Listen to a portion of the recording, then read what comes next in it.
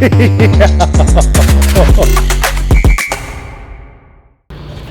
me in! I thought you were just gonna tear it off. Bro, what the fuck? Oh my god, give me a fucking hug. Good to see you. It's good to fucking meet you, bro. Sir. Hell yeah. Damn, there's a lot of fucking people. Holy shit, you got a whole... What's up, brother? How you doing? Jacob, nice to meet you. Good to meet you. We got 2 more cars rolling up. Hey, thank you so much for inviting us over to your home and having us over. Yeah, hell yeah. This is not a bad place that you settled in. No, I like it. Where are you based out of? Texas. Much better idea than California. I love being in Texas, man. And we got 500 acres and we can do whatever the fuck we want. Yeah. Anything. California is just bad for a lot of reasons. Good for a lot of reasons too, but bad for a lot of reasons. You know what it is. You know what time it is. Shout out to one of our sponsors, Roman Swipes. Now, listen, this is a clinically proven way to fucking last longer, all right? If you have a problem lasting longer, listen, we've all been there. We've all had the troubles. It's normal. It's okay. Roman Swipes is dope. They send like their shit, discreet packaging. You don't gotta worry about it. They're gonna be like, yo, my shit. You don't gotta like watch like a hawk the door when the stuff's coming in. So you're like, no, this isn't mine. That's someone else's. I promise. It's yours. It's okay. Don't worry about it. It's super common. But this is an easy way to last longer. You swipe it on your dick and you gotta wait like 5 minutes and then you're good to go. Bingo. Okay. Roman Swipes. Get it right now. Now. All right, so go to getroman.com/Bradley and get $10 off your first order of swipes plus 2-day shipping. Free 2-day shipping. So it's like you get the swipes and free 2-day shipping.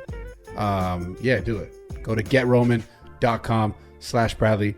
Show some love for your day. Show love to your day. Yes. Yeah. Well, we had a podcast earlier today and I was like, afterwards, I was like, Which pod? it was H3. Oh my God. Do you know those guys? Oh, no, they love you. You guys are friends, aren't you? No. Oh, you're not? I mean, we're not friends. Because like he told me to ask you a question. I'm like, I ain't fucking asking him shit. Because like this question's like, I would never ask this question. He goes, hey, ask him about this thing, which maybe I'll tell you later. But I was like, yeah. I go, you can fucking ask him that. And he was like, oh, hey, he'll think it's funny. And I'm like, I'm not fucking asking him that, you know. But they were. I'm glad that they welcomed me in. But you know how many people reached out to me and said, don't do it. The H3? Yeah, a bunch of people reached out. They said, don't go on, don't do it. And I won't but there's so many people. And then I said, why not? Why not? Why not do it? Yeah. You know, because and they're like, hey, because these guys are subprimals. You guys are rolling, right? Yeah, go ahead. We're not allies. And you know, I said, but here's the deal with my message. I don't care if they're subprimals. I do care if you're not allies. And if it's going to hurt my chance of being in your ecosystem and spreading this message. Yeah. I said, this is all I care about is being able to spread this message. And loyalty above all, especially the guys that gave me my first shot. Logan Paul and those guys, like, they're the guys that lifted me up. And I'm like, I'm loyal to you guys. I'm curious, what did H3 say? Just tell me. Listen, I don't think it's disrespectful, but again, this is not like my kind of talk. They told me to ask you about some dude who jacked off a dog. And, no, it's fair. It's fair. And again, I was like, I'm not fucking asking him that, but you pressed. It's funny. So that's a video that we did. I did a podcast with my buddy Steve, and before we did this podcast, we were like, we're gonna think of like 3 jokes, and we're big into dark humor. We like dark humor. I think a lot of people do, and they just don't like to admit it. They don't like to say that. Of course, they are, right? So we thought of 3 dark humor jokes, and we thought of like 3 relevant topics, and that was one of the jokes that he had, and we kind of ran with it. I mean, we even said prior in the podcast that like, yo, we like dark humor. We made these kind of jokes, and we kind of deadpan the jokes. So they're like, he's serious. He's so serious. He really does it. And it's just funny because you get a reaction on a lot of people like that who you call them, and I would also call them, we're going to call them in the same sense here, subprimal, or like also known as pussies. It's fine, right? But like those are the kind of people who take things and spin things to their own narrative every way for their own benefit. Why is there, Jim, I wonder, why is there so much animosity? Because I'm telling you, as soon as I started so I don't know if you know this, but these guys, they sent a plane for me. And then they put me up, and what is the name of the plane? Who sent a plane for you? The H3 guys. Really? And then they put us up at this incredible hotel, the Wilshire. Here's the funny part about this H3 guy before we continue this. He wants to do a pod with me. Guess how? How? He did a pod with you today. Did you go see him in person? Today, yeah. Yeah? He wants me to do a pod with him. Guess how? Oh, over Zoom. Oh. Yeah. That's interesting. Well, but why do you think there's so much animosity? Because I'm telling you, everyone was like, hey, don't do this thing. I talked to a few people. I think there was a lot of legitimate concern, maybe attack or whatever. And I'm like, you know what? I don't care what you say about these guys. If someone has an audience, I want to speak to that audience. Of course. And I don't blame you for that. I think it's just the type, maybe just the type of content they make that like, it's just based around seemingly what it looks like. Every time I'm introduced to it, because again, I don't go and I don't consume all their content. So I can't say I've seen all the hours of all their videos of all their podcasts.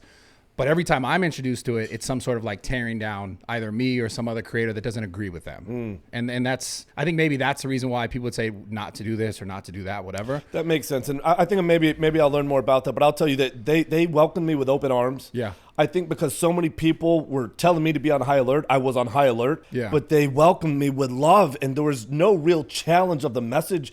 And this is what I say to everyone. And I want to tell you right now, like, I'm so grateful that you have me on. Yeah. And at the beginning of every podcast, like I want to put words to what I mean by being grateful. And I said the same thing to them. You know, people are really hurting and they hate their lives today. I'm sure you probably heard some of this message. But the suffering, the struggle that's going on in the world today, and the way that the modern day manicured man is living an aimless life, wondering about life. They're weak. They're submissive pussies, right? There's no purpose. There's no passion. There's no fight. There's no unite in men's lives today. So we have people that are suffering at record rates with depression, anxiety, infertility, contemplating suicide. And there's this better life to live. And I know that you know this life because I see the light that you have on. How important do you think working out and training is to that aspect of life to be able to overcome those things? This is one of my 9 ancestral tenets is move. Yeah. I think it's absolutely fundamental. Do you know that if we're talking about H3 in this conversation, H3 is the one person who, when I kept my gym open during the COVID, during the pandemic, he was the person who kind of bashed me and made it seem as if my biggest beef with H3 was his relationship to say laser tag is the same thing as going to the gym. Wait, repeat that? There is a clip, and I watched this little thing where he's talking about me, and I said I'm keeping my gym open because of mental health, suicide rate, all these things are important, and how important that we're all knowing that is for physical health and mental health. The gym, even during that time, even though it was like smoke and mirrors, and you can't do this, and this is essential, and that's not essential. I kept my gym open during the pandemic the whole time. I went to court 9 times, right? Came out, they said, we'll let it go, right? Oh, yeah. So during that time, H3 got on me because I kept my gym open. Also because I did some other stuff where I did like a gym protest or whatever, and he like didn't like that. In his narrative was basically like I'm a dumb meathead steroid abuser or whatever, and that he's relating the fact that, oh, if he wants to keep his gym open, then why don't we just keep laser tag open because it's the same thing. Oh, I understand. Okay. So everything you just said about the importance of like men, masculinity, mental health, stability, all this stuff, I've always stood behind that because I've dealt with that, like problems with that in my own life for many different reasons. You know what's wild is that they seemed to be incongruent with there was no pushback against that, no resistance to that message, right? And so this is why I exist today. I said, thank you for this. This is why I exist. Thank you for having me on. And there was really no pushback. In fact, Hassan seemed to really be an advocate for working out. He said he used to be obese. Now he's no longer obese because he works out. He's been trying to get Ethan to work out. And Ethan said he would work out, he wouldn't feel good. Apparently I think that, I just want to say this. I didn't feel the resistance, and I felt like they opened their arms, and I felt like I was able to deliver a message that maybe an audience like this has otherwise not really heard. I'm grateful for that, but dude, I remember leaving. And it was like 3 hours. It was 3 hours, and then at the end, all they were doing is showing clips, and they're like, they wanted me to react to primal or subprimal, and my whole thing in life is like, I don't react to life, right? Like guys like us, we prospectively define and shape and create the lives we want to live in, right? We don't make reaction videos. We don't, and so I remember like, okay, I'll give me a couple clips. So I responded to a few clips, and then after like 10 clips, I'm like, this is not what I do, right? If we don't have anything else to talk about, I'm out of here. But I'm grateful for the opportunity. But this is why I asked you if you get tired, because afterwards I was like, oh my God, I'm a little bit tired. I'm a little bit tired. Yeah, I mean, it's definitely mentally draining sometimes, for sure. Yeah. But then I felt a little guilty because I'm like, well, by the way, right now I feel great. Yeah. I feel great. Like I feel the vibe, I feel the energy, but I'm like, I have the opportunity to go on Bradley Martyn's podcast right now on RAWTALK, and I'm like, the best version of me better show up. Dude, I brought you a gift. But I feel like, no, I did, but I feel like you wouldn't wear it because you never wear them. I got you a shirt. You know, I want to put this on, huh? Because you never, I feel like you just always got, you always got the guns out. You don't have to put it on, though. I'm just saying, I knew you probably wouldn't. Thank you for the gift. Yeah. And is it cotton, or do you know what it's made out of? Oh yeah, I know you only wear specific stuff, right? Yeah. Like this is probably something you're not going to wear then, considering that. What I end up doing normally is I normally give it to my kids. Yeah. Oh, this is 100% cotton. Yeah. This is 100% cotton. You can wear it. Yes. But I was just fucking with you. But check this out. I want to get into this conversation about you. Fuck those guys. It's all good. I don't really have any disdain for them. Certain things that were said, I was like, that's just kind of out of pocket. And I feel like there's just a lot of creators, and in general, we'll kind of get into more of this as we go into the conversation, that on the internet, obviously there are people who do things specifically and have like a message and have something that they want to give to someone, and it's like kind of unique to them, and people can relate to it, and they're like, oh, I like the way this is, I like the way this feels. And then there's other creators who just talk about what other people do and either say it's bad or say it's good. Kind of, I would call them watchers, people who are just like judging you based on what you're doing, right? And I know there's a lot to life. Exactly. And there's a lot of judgments, a lot of things around you. We'll get into that later. But I want to talk about you. You said something on a podcast about you jokingly. I think it was a Sunday conversation, which is one of the funniest things. You said you ate. Oh, that was so much fun. That was hilarious. Thank you.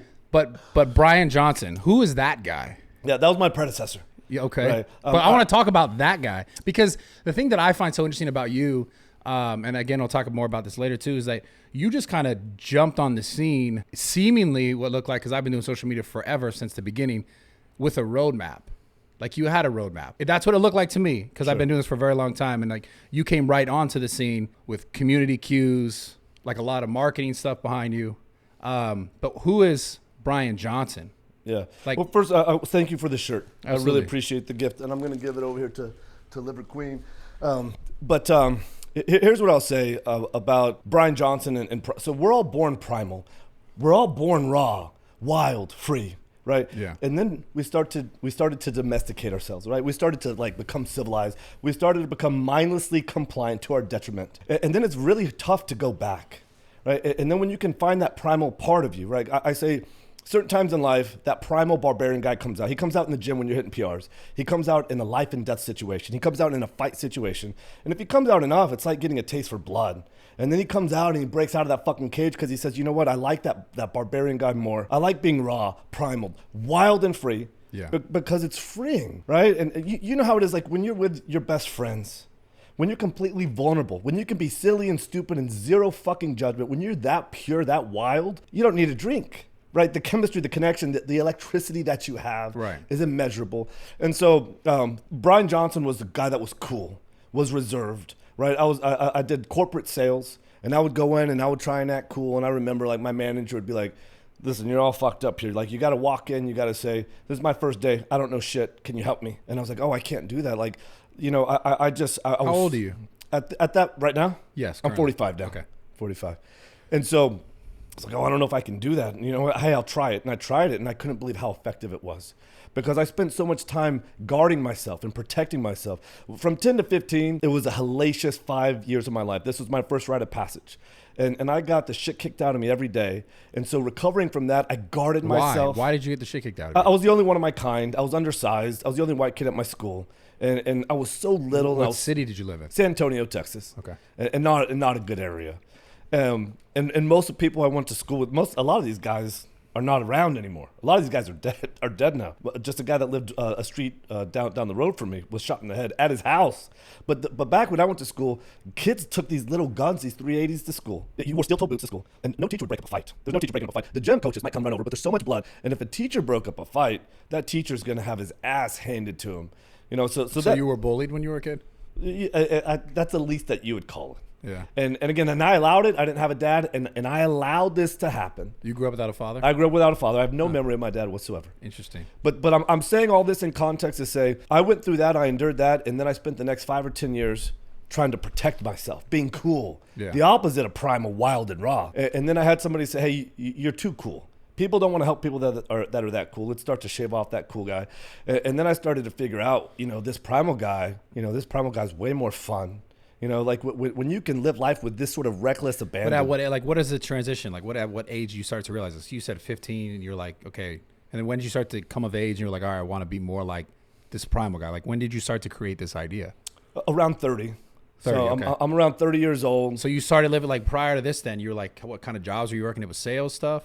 Pretty much. I was a pharmaceutical rep out of college. Okay. And then the progression is like devices and stuff like that. And then I became an entrepreneur. And I did that for about 5 years. And then basically I just went into like entrepreneur. What other businesses prior to like all this social media stuff now?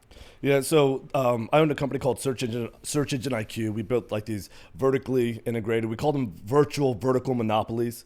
And so there was a time early on, you could search something like gyms in LA, and I would own the first 3 pages, the first 30 results. You'd have to click to the next page and the next page. SEO work. It's SEO, and then every map result would be mine, right? And so I would buy all those domains. All those domains would be mine. And so then what I would go and do is then I would build a site, and then I would be promoting. Promoting your gym, and then I would walk into your. And then after a month of you getting a ton of business, I'd walk in and I'd say, "This is what I do: search engine IQ, and I build this kind of virtual real estate. You want to lease some from? You've already seen the benefits. I'm responsible for that. You want to lease some from me?" And the answer is no. Hey, cool. I'm gonna take it off. I'm gonna show you what it does. And so I did that for a while, and then I met Liverking over here. And then when I met Liverking, we were snowboarding. She's a retired dentist, and she's like, "Man, I don't want to work for people." And so we opened up a dental office. We opened up an imaging center. We opened up a dental lab. I just have like this entrepreneurial. This is the evolutionary hunter in us, right? Is like to go create your path, your value in the world, and to take these real risks. Not selling coffee mugs and just T-shirts, right? Take real fucking risks that are commensurate with like legitimate reward. Yeah. And so we ended up doing that, and I would say just a couple of years into doing that, the primal part of me started coming out. You know, like there was enough saying yes and being nice and being mindlessly compliant and keeping up with the Joneses and being in debt like you wouldn't believe. You know, there's enough of that. You know, and you were in debt for what? Man, for the... yeah. So we bit off way more than we could chew when we got into. So I sold Search Engine IQ. We sold a lot of those other businesses, and we had a consulting business along with that called Synergy Playgrounds. We bought a $6 million building, and then we bought a dental practice, and then we started a lab, and then we started an imaging center. And before you know it, we have 30. Too much. Yeah. Oh, it's way too much. Yeah. But you know what happened is we had a $500,000 budget to buy a building, and then she goes, "Hey, I want that building." And it was a $5 million building, and I don't know why a bank would have loaned us the money in the first place, because we got like a $40,000 nut just on the building alone. Right. And then guess what? Now you need another $2 million just to build it out. You know, and now we're just trying to make ends meet. We can't make payroll. We go through almost a decade of that shit, and everything got repossessed, like the houses, the cars, you name it. Everything except for that building. Were you on social media at all at this time? Not at all. We never got on MySpace, never got on Facebook, never did anything related. And you got to remember also, this is 20 years ago. Yeah. We're doing this 20 years ago. Okay. But the social media when I was around that age was like Facebook and MySpace. Right? Yeah. I don't know if there was any of the newer social medias. But long story short, we're like, this is another legitimate rite of passage, right? That like what I said about earlier, 10 to 15, I couldn't be more grateful for those years. And I bet the hardest times in your life, right? Those most severe struggles, the greatest resistance you have forged you. Right into the weapon. That's why I want to ask you, what you grew up without a father. How did your father, like, is he not in your life? Did he take his life? He died. How did he die? He was serving in the military. Oh, okay. At what age? What did he die? I don't have a memory, so I was probably like 2-ish. Oh, so like zero memory. Interesting. Yeah. I grew up without a father. How do you think that affected you? You know, your younger days. How do you think it affected your younger days? Yeah. Well, I had zero mentorship. You had a mother? I had a mother. Yeah, I completely had a mother, but I had zero I was a boy. I needed a man to mentor me. Yeah. I needed somebody to say, "Hey, you're getting the shit handed to you, right? What you need to do is push back. Go get in fucking fights. I don't care what happens, right? You need to stand," because I ended up spending 5 years completely embarrassed of the person that I had become. Looking in the mirror, being like, I didn't care if I lived or died for 5 years. What age was this? 10 to 15. Yeah. 10 to 15. You think that was the most defining time in your life? This was one of them. This was my first real rite of passage. Yeah, so absolutely. I know you lost your dad at, was it 6 years old? Yeah. And so was this your first real resistance or challenge that you had in your life as well? Yeah, man. I mean, I feel like my memories started when I was 13. I feel like most of that time prior to 13, I was like pushing down like thoughts, like not really trying to have much memory. Like if I look back on my life, I think of a few memories when I was very young, like bits and pieces. And then like, I just kind of remember being like 12, 13. Oh, that's wild. So from like 6, 7, 8, 9, 10, like I kind of like little moments and memories, but a lot of it was just like I pushed down and I held it away. Yeah. And I know that like looking back now, like, you know, that's one of the worst things anyone can do. Right. Because I think that's how you don't develop, you don't grow. Like you need to go through shit in order to. And I think also, though, at the same time, as a kid and as a child, I don't have like you're saying, and like I've dealt with as well. I didn't have a father figure, so I didn't know how to even deal with those things, because the thing that I'm trying to deal with is the loss of a father. Yeah. I learned a lot for sure. I think my biggest takeaways about like father figures at that time was around, you know, friends and like me spending time with friends and like seeing how their fathers would interact with them, or how other kids' fathers would interact with them. And I always envied or wanted that. And I think I don't know, man. I mean, I know that's why once I got into the gym and once I came into like that that arena that was, you know, more male dominant, still kind of to this day a little bit more male dominant, a little more masculine dominant in this gym space, that I fell so in love with it because I got in a situation with men that were like pushing me. And I was like, for the first time ever outside of sports, which I also really valued. I played football, growing up playing football. I was like, I loved, you know, the fact that a coach would be like, hey, this is what you need to do. Like just some sort of direction because I didn't have it. Right. Yeah. So in the gym, it was like, oh, I can do this all the time. And that's how I got hooked on the gym. And you can control your outcomes in the gym. And it's that slow value that compounds and stacks over time and allows us to then express that physical value. Of course, you don't wake up one day and you're jacked, right? I mean, again, like, and then some influencers, after maybe let's say a year or 2 or 3, okay, guess what? Now I'm jacked. But that's just your physical strength that you're expressing to the world, right? So guess what? Now you got to be articulate. Right. Guess what? Now you also got to be able to express your philosophies, your ideas. You got to be able to connect with people in a way that they feel it. Because if you believe what I believe, right? If I can explain my why, you can explain your why. If we believe what the other person believes, we're going to go to the edge of the world for one another. Well, what is your why? My why is that people are really hurting in the world, right? My why is that when my kids were little, they couldn't breathe. They were taking ambulance trips to the hospital because they were going to anaphylactic shock. They literally couldn't breathe almost 24/7. They were wheezing, trying to always catch their breath. And then it got so bad that they were turning blue and that the ambulance had to come and they had to give them EpiPens, right? And so they're living a life like this. And it was hard. Because of diet related? What? Because of diet related? Completely, 100%. Stuff that we were giving them. But irrespective of diet, let's say they go to pet a dog, they break out in hives. Why were you, these are your kids? Yeah. Why did they have so many issues? We couldn't figure it out. Nobody could tell us, right? And there's no dog, there's no diet. They're just hanging out doing something and there's dust in the room or whatever. And they start going into, erratic breathing and they're having trouble recovering their breath. And this is no life to live, man. I mean, imagine living your whole life like that and being worried about sending your kids just to the friend's house or ski school or whatever. You got your EpiPen, you got your Benadryl, you're trying to tell everybody what to do. Hey, if my kid stops breathing, stab him with give him that fucking thing. And so I'm like, God, we're not going to do that shit, anymore. But I want to answer your question, so that primal guy came out and I couldn't be more freed, more wild, more like, oh my God, man, like now I can just talk the truth. I can say whatever the fuck I want to people, and it feels incredible. Now I got this thing, I called it the 90-10 rule. I think that 90% of the time we got to make deposits, right? But 10% of the time, if you're not perceived as being a dick or a jerk, you're not doing your job. And so like when I sit down with my kids, 10% of the time at dinner, it's like I show up and shit's not the way I want it. And I let them have it. I let them have it for 5 to 10 minutes. But guess what? We're going to spend the other 50 minutes of me loving them and giving them that depth of challenge and affirmation so that they believe in themselves. And so when it comes to like going into the whole social media route, I really have been an entrepreneur since my mid-20s. I had already had multiple supplement companies starting in 2016. And so what were the names of those? So the first one was Ancestral Supplements. Okay. And then I also started Heart and Soil Supplements. This is before you got on social yourself. Yeah, because we just got on social 1 year ago. 1 year ago. So these companies started in 2016 through 2018. We have Medicine Man Plant Company, The Fittest, and Strong. There's a whole slew of them now. 5 more coming this year. All right. So based on your idea of 10% and 90%, I have to challenge you a little bit. And we talked about the truth. Why do you not tell people about your steroid usage? This is a great question, right? Because of what it implies. Okay. Right. I think a better question really is, it's the same question. Do you take things? Right. But my answer has been the same because I've always told the truth. And you can say or think whatever you want. Of course. Right. But at the end of the day, like this is what my message is really all about. Is it's the 9 ancestral tenets. And did you know 50 years ago, we had on average 50% higher testosterone? So if you just think about that, right, we could probably go 50 to 100% higher just by doing the 9 ancestral tenets. Isn't that what most people do with they try and do steroids to increase their testosterone by 50 to 100%? For the most part.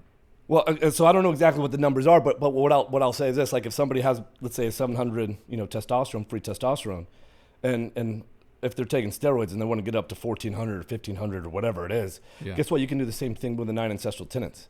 And if you do the 9 ancestral tenets and you're living this way over this amount of decades, you're going to be able to produce your highest and most dominant form. Have you seen my picture when I was 15? I haven't, no. God, I wish you had like a... Can someone pull that up? Can someone pull that up? If someone could pull it up. Because this is what they showed today. And yesterday we were on Fighter and the Kid. And you guys are good friends, right? Yeah, I love them. And Brennan goes, dude, look at you at 15. If people could see your picture at 15, most people will never have a chest like that doing steroids. Most people will never have abs like that doing steroids. I mean, listen, I know that I know this for a fact. Like, you don't just get on steroids and then you just like That's it. I know that's not how this works, right? Yeah. Personally. But I guess I'm curious, like, you don't see why people think that? Oh, I'm okay with that. Yeah. Right, because this is what's interesting. In the fitness industry, Yeah. people ask about this, and they normally asked about it last year, and then it turned into ab implants. What? Yo, wait, what? This is a real thing. People, and this is how I said. Right. I didn't even know there was a thing like that. I can relax I can do whatever I want with my abs, but like normally if I'm sitting, you know what, my abs are gonna always be a little bit flexed. You know, I don't wear a shirt. I didn't even know you can do ab implants. Well, I didn't either, but then it became about ab etching, and then people started saying I had hair implants. I'm trying to get some of those in Turkey, to be honest. Oh, is that right? Yeah, for sure. You and Mike talked about that. Yeah, we did. Yeah, Mike's a great guy. And so this is it. Like, there's all these accusations, and Liverking never came on social media one day and said, "Hey, because of my physique, I want you to do what I do." Right. What I've done is I've said we got a massive percent of the population that are hurting. 85% of people have self-esteem issues. 80% of the population struggles paycheck to paycheck, because we try to express our worth and potential in the world with shit that we buy at the mall, with watches and shoes and cars. Of course, frivolous Look shit. at how valuable I am. Yeah, shit that doesn't matter. Instead of building that worth by going to the gym, reading a book, establishing connections. 70% of the world is obese. Half are obese. Yeah. I meant to say 70% are overweight, half are obese. 50% on prescription meds. 40% have or will get cancer. 20% can't have kids. Well, you know the reason why people bring up the steroid thing is because it's almost like a discredit, right? They want to discredit someone else's work, in a sense. Even with or without, that's the thing though, that is like it's not that simple. And it's I don't know, it's just a thing that people like to say, and I get it, and I think it comes back to the fact that people, like we said earlier, more people are hurting about where they're at in their own lives and looking out at someone else's, and they want to say, oh, you have this because of this and because of that and because of those things. Yeah. Well, you hear this all the time, that hate always comes from below and hate always comes from within. Yeah. Right? When people really hate their lives, because most people do, they go to jobs that they hate, they come home to lives they don't love, they sedate themselves with enough bullshit, right? And so they hate themselves so much that they project that hate above them, right? And so this is a common thing. It's a really small vocal minority that creates whatever accusation, and there's a new accusation, and I guarantee you there's a new one tomorrow, right? And I made this one up. I told the guys, I think it was part of my take. I said I had gene editing done because they told me about all these accusations, and we all started laughing. And I'm like, listen, all these accusations are all bullshit. The only thing that's true is I had my gene editing done in Singapore, 2018. I'm. It's like, if you're gonna give me all these ridiculous accusations, I'm gonna have some ridiculous fucking fun with it, right? And I keep going off the deep end with this. So just today or yesterday, I told these guys that there's a pre-World War II device that I had from Russia. It's muscle shock, whatever. And it's like, you know what? I'm gonna have fun with this stuff. But at the end of the day, I've been working out since I was 7 or 8 years old. I've been working out and then if you look at what I looked like and what I weighed in college, I've gained 20 pounds in the last 25 years. Working out twice a day, doing these 9 ancestral tenets. But at the end of the day, this was never my message, right? My message is we have 4,000 people a day that try to kill themselves. 4,000 people a day that try to fucking kill themselves. And the craziest thing is you have 3.5 times that amount, a 3 times multiplier, a disproportionate amount are men. But the most fucked up thing is you got a 20x multiplier on suicidal attempts. So now you're talking about something crazy like 40 to 50,000 people a day have no hope in their lives. They hate their lives that much. No light at the end of the tunnel. This is my message. So I'm good if we want to talk about PEDs and accusations as a side dish. But what I always say to people is, hey, man, let's talk about this, because I think it's a dangerous thing when people start saying, this is what he's doing. I'm like, hey, let's have a conversation about it. Because if we talk about the 9 ancestral tenets, the first one being sleep, right? If you don't sleep well for 3 days, what happens to your testosterone and your neurochemistry? Good Lord. It fucking plummets. Yeah. What if I told you that most people are sleeping on 50 to 60% of their sleep potential? I mean, I already know that to be true, yeah. So then you look at the next ancestral tenet, which is eat. You don't eat if you eat like shit, your testosterone neurochemistry are going to be fucked up. Yeah. If you move like shit, it's the same thing. If you shield it's all 9 ancestral tenets. If you do these things, right? I never said, hey, one day you're going to look like Liverking. What I say is one day you're going to look and express at your highest and most dominant form. Yeah. And again, the most important thing is you look at the amount of people that are attempting suicide. You look at the amount of people that actually hate their lives. The 15-year-olds that ride in that tell me the same story. And I'm like, you know what? I know exactly how you feel, because that's the way I felt for 5 years. And I'm going to do whatever it takes to get this message out. I'm going to knock on everybody's door. Please have me on a podcast. I don't care if it's a subprimal audience. Everybody needs to hear this message. It's so funny to me. What is this? The subprimal shit. Oh, well, it's just like a different way of saying beta. That's right. It's funny. Let's have fun with it. Yeah. And so you said, you know, you think I showed up one day and like we had like this thing all figured out, the marketing and stuff. What I'll tell you is this, for a couple of years, people were like, hey, let's start putting you on social media. And my wife and I are like, why would we go? So because this is the thing I want to understand. Like before social media, were you this way or did social media make you this way? What way? This way. I've been all like that this for stuff. 15 years. So you've been living like the beard, the character, all this 15 years. 15 years. 15 years. This before is you ever got on the internet, someone could say like, oh, I knew that guy. He's been doing that for 15 100%. years. Okay. Yeah, and I got Liver Queen right here. Liver Queen, tell him. Come over here. Yeah, come over here. You can jump in if you want for a sec. No problem. You sure? Okay. All right. No worries. Yeah. So the deal is, you know, everyone is like, hey, they would come and visit. And they're like, we got to get you on video. I'm like, why would I go on video? So I've said this before, and I don't mean it to sound completely, you know, pompous, but it's like, I was rich and anonymous, and that's a pretty cool life to live. Prior to this. Prior to going on social media. Yeah. So now going on social media, I knew that I was going to be in the public eye, and I would still be rich, but no longer anonymous. And there's a price that you pay there. And I think the price is worth every fucking penny, because I think that price means we're getting the message out. I would say we've officially, this message has gone mainstream.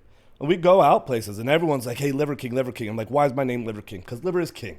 Let's talk about my message. Let's talk about the benefits that you've seen with it.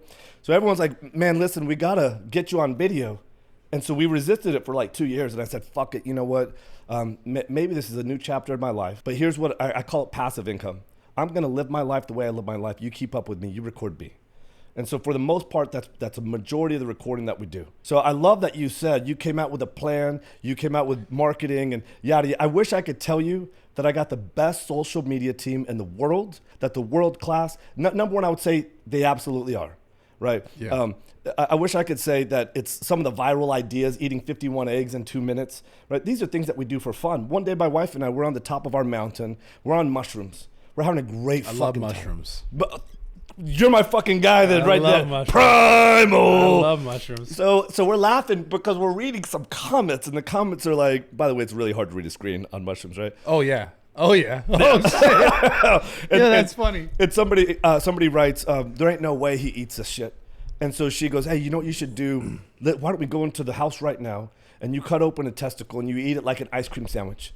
So we go in there and we do that, and then before you know it, it's on Barstool Sports and it's going fucking gangbusters. So like half of it, we're just having fun. So no one came to you and was like, hey, I got this idea. You're gonna be this character and you're gonna have these like call outs in every video, Primal, and you're gonna do this similar thing. No one came to you and was like, these are your cues, this is what you're gonna do. Not only did nobody come to me and do that, because some people believe this, and I'm okay with that. Yeah. That's a compliment, right? Yeah. I mean, it's like when you've lived your life, as long as you've lived your life, you don't realize that you're doing anything that's different from anybody else. And I don't leave Liverking Ranch. I have everything I need. I don't go to stores. I don't need to leave. I mean, we live 20 acres on the lake. We have Liverking Ranch a few minutes from there. It's 500 acres, and we have a beach house just a few minutes from there. Why would I ever go anywhere else? I don't need to go to the store for anything. Yeah. So I live in what I call a primal bubble, and so this is the way I live. And it's not until somebody comes to visit and somebody's like, "We got to get you on video." And I don't believe it. I don't believe it. So I said, you know what, we'll try it out for 6 months. And if in 6 months I'm having fun, and at first I hated it, you know, but I never wanted to be on the camera. If you look at my first videos, you're going to be, because I was never like, I was never like, good morning, primals. You know, like I started, I was like, good morning, primals. We're going to get the sun. We're going to, you know, and you know, like I wasn't enjoying it. I was doing it just as an exercise. Yeah. And then I was like, you know what, I gotta have fun with this, and then when you have fun with it, like I'm like, well, this really resonates with my true self. Yeah. And I'm a loud guy, and if you were to ask my friends and family and my kids, what is he more like, those first videos or the guy that shows up is completely wild and free? It's my authentic self, my undomesticated self. So it's a massive compliment to think that like, oh, maybe I had the masterminds to have this marketing thing and this character, right? But what I would love, you come hang. I would love if you're in Texas. Yeah. And we get to hang out for a weekend. Come. You know, and I'd what love you're to going to come. see is that this thing doesn't turn off. And I have a blast, and you're going to have a blast. You know, again, there's this electricity. Yeah. And so all that I care about is I think when you're your true primal, raw, wild self, Yeah. and you're that vulnerable, if you have a message, if you have a why in the world, because my kids couldn't breathe, because the world is suffering, because there's a better life to live, and the path to that better life is ancestral living. It's free. It's accessible to everyone. You can do it today. It'll change your life tomorrow. This is my why in the world, right? You have that kind of why, and you're this vulnerable, this authentic. It's going to resonate. It's going to connect, and people know that they're meant for more. Guys, men today don't know how to achieve it. I'm going to give you a path on how to achieve it. Why do you think it's so hard for people to connect with their why? Because sometimes I'll just say before you answer, I think sometimes people just don't know. Like they don't even know, because in this world that we live in today, everything is so externally motivated, where it's like you're constantly looking outwards at someone else. Like social media itself, it just exacerbates that 1,000-fold. Like that we live like through other people's lives. Yeah. So I think that's one of the hardest reasons. Like, and it's interesting because we're on this double-edged sword of like, I could sit here and talk about my beliefs and what I believe, and you talk about you, and you have your platform, and people are motivated, inspired by it, whether or not they say this or that, whatever the fuck they say, because people say dumb shit about me forever. They always have, and I'm used to it. I don't give a fuck at this point. Yeah. But like, I do think it's a beautiful place because we can sit here and say the most valuable things or the most helpful things or the things that are going to really help someone change their lives. And almost those messages, not that they don't get out there like eventually, but because let's say I titled this video, Liverking talks about his steroid use. It would get more views because it's negative. Sure. You know? And obviously, like, we're not saying that's the truth. I'm saying, like, if we say, yo, the reason why Liverking is successful, people be like, I don't care about his success. Like, they just want to know, like, the dark shit or the shit that maybe he's not saying, right? And I think we're so caught up, people seem to be so caught up in, like, it has to be something else, or it has to be bad, or there has to be something else behind this. And I think that's one of the things that makes it hard for people to connect with their, like, actual why, because they're so focused on everyone else's, like, externally, like what that person has, what someone has on social media. Oh, that kid's 19, he's successful. I'm 19, I don't have that success. What's wrong with me? Yeah, completely. So why do you think people have a hard time connecting with their why? Well, we're kind of trained to be mindlessly compliant. We're trained to be obedient. And I believe that a lot of men today are weak and submissive and obedient because they don't have a fight in them. They don't have a fight in them because they don't have strength in them. They don't have strength in them because they never had hard times. And they don't have hard times because in the modern world, there's no requirement for hard times. And so we got to create that ourselves. I think that it has to start with you. Like, you got to figure out your why in the world by listen. You're not just gonna wake up one day and know your why in the world. I was talking to some guy earlier today on the podcast, and he's like, "Hey, don't you like check out TikTok when you're taking a shit?" I'm like, why don't you just take a shit? And he goes, "Well, what do you do when you take a shit?" And I said, I use my deadliest weapon, I think. And they couldn't believe it. That you don't take your phone with you to take a shit. And I couldn't believe, like, they take their phone with them to take a shit. When do we think? And when do we go inside? Yeah. And this is my message. Like, every Friday, I got this, like, philosophy I talk about. I'm like, you know what? Happiness is really simple. Tony Robbins coined this, right? Happiness is one word. It's progress. And if you get into the gym, and if you lift heavy shit, if you do push-ups before dinner, then you'll know progress on a physical front. And if you put down the damn phone, if you have these kind of connections, then you're going to know progress on a social and an emotional level.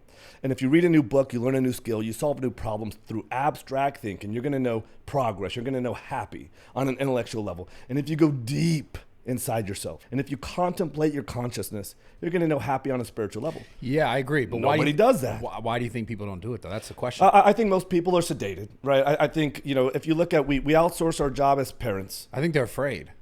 Do you think they're afraid? Yeah. What do you mean? I think people are afraid of their true self. Oh, that's interesting. Meaning, like, I think people are afraid to, like, so in the case we're talking about, I don't think everyone doesn't have trauma that they can't go through. Like, I think everyone has some bit of trauma. I think like I told you earlier, we were talking about my life, my childhood, from 6 to about 13, this is dark, right? Because I stuffed it away. I think people just stuff away the things that are really fucking with them, and they're not willing to bring it to the light, to think about it on a conscious level, to try to figure it out, or figure out, like, like, for example, if I base my life around the way I felt when I was a kid, which a lot of people do, they base their relationships around it, they base, like, who they are as a person around it, and they don't even realize it because they haven't gone through it yet, because they haven't looked at it and said, when that happened to me when I was this age, when, my father left me, my father hung himself when I was 6, when that happened to me when I was 6 years old, and I related, I related that to, like, I still struggle with it. Myself not being good enough, right? Yeah.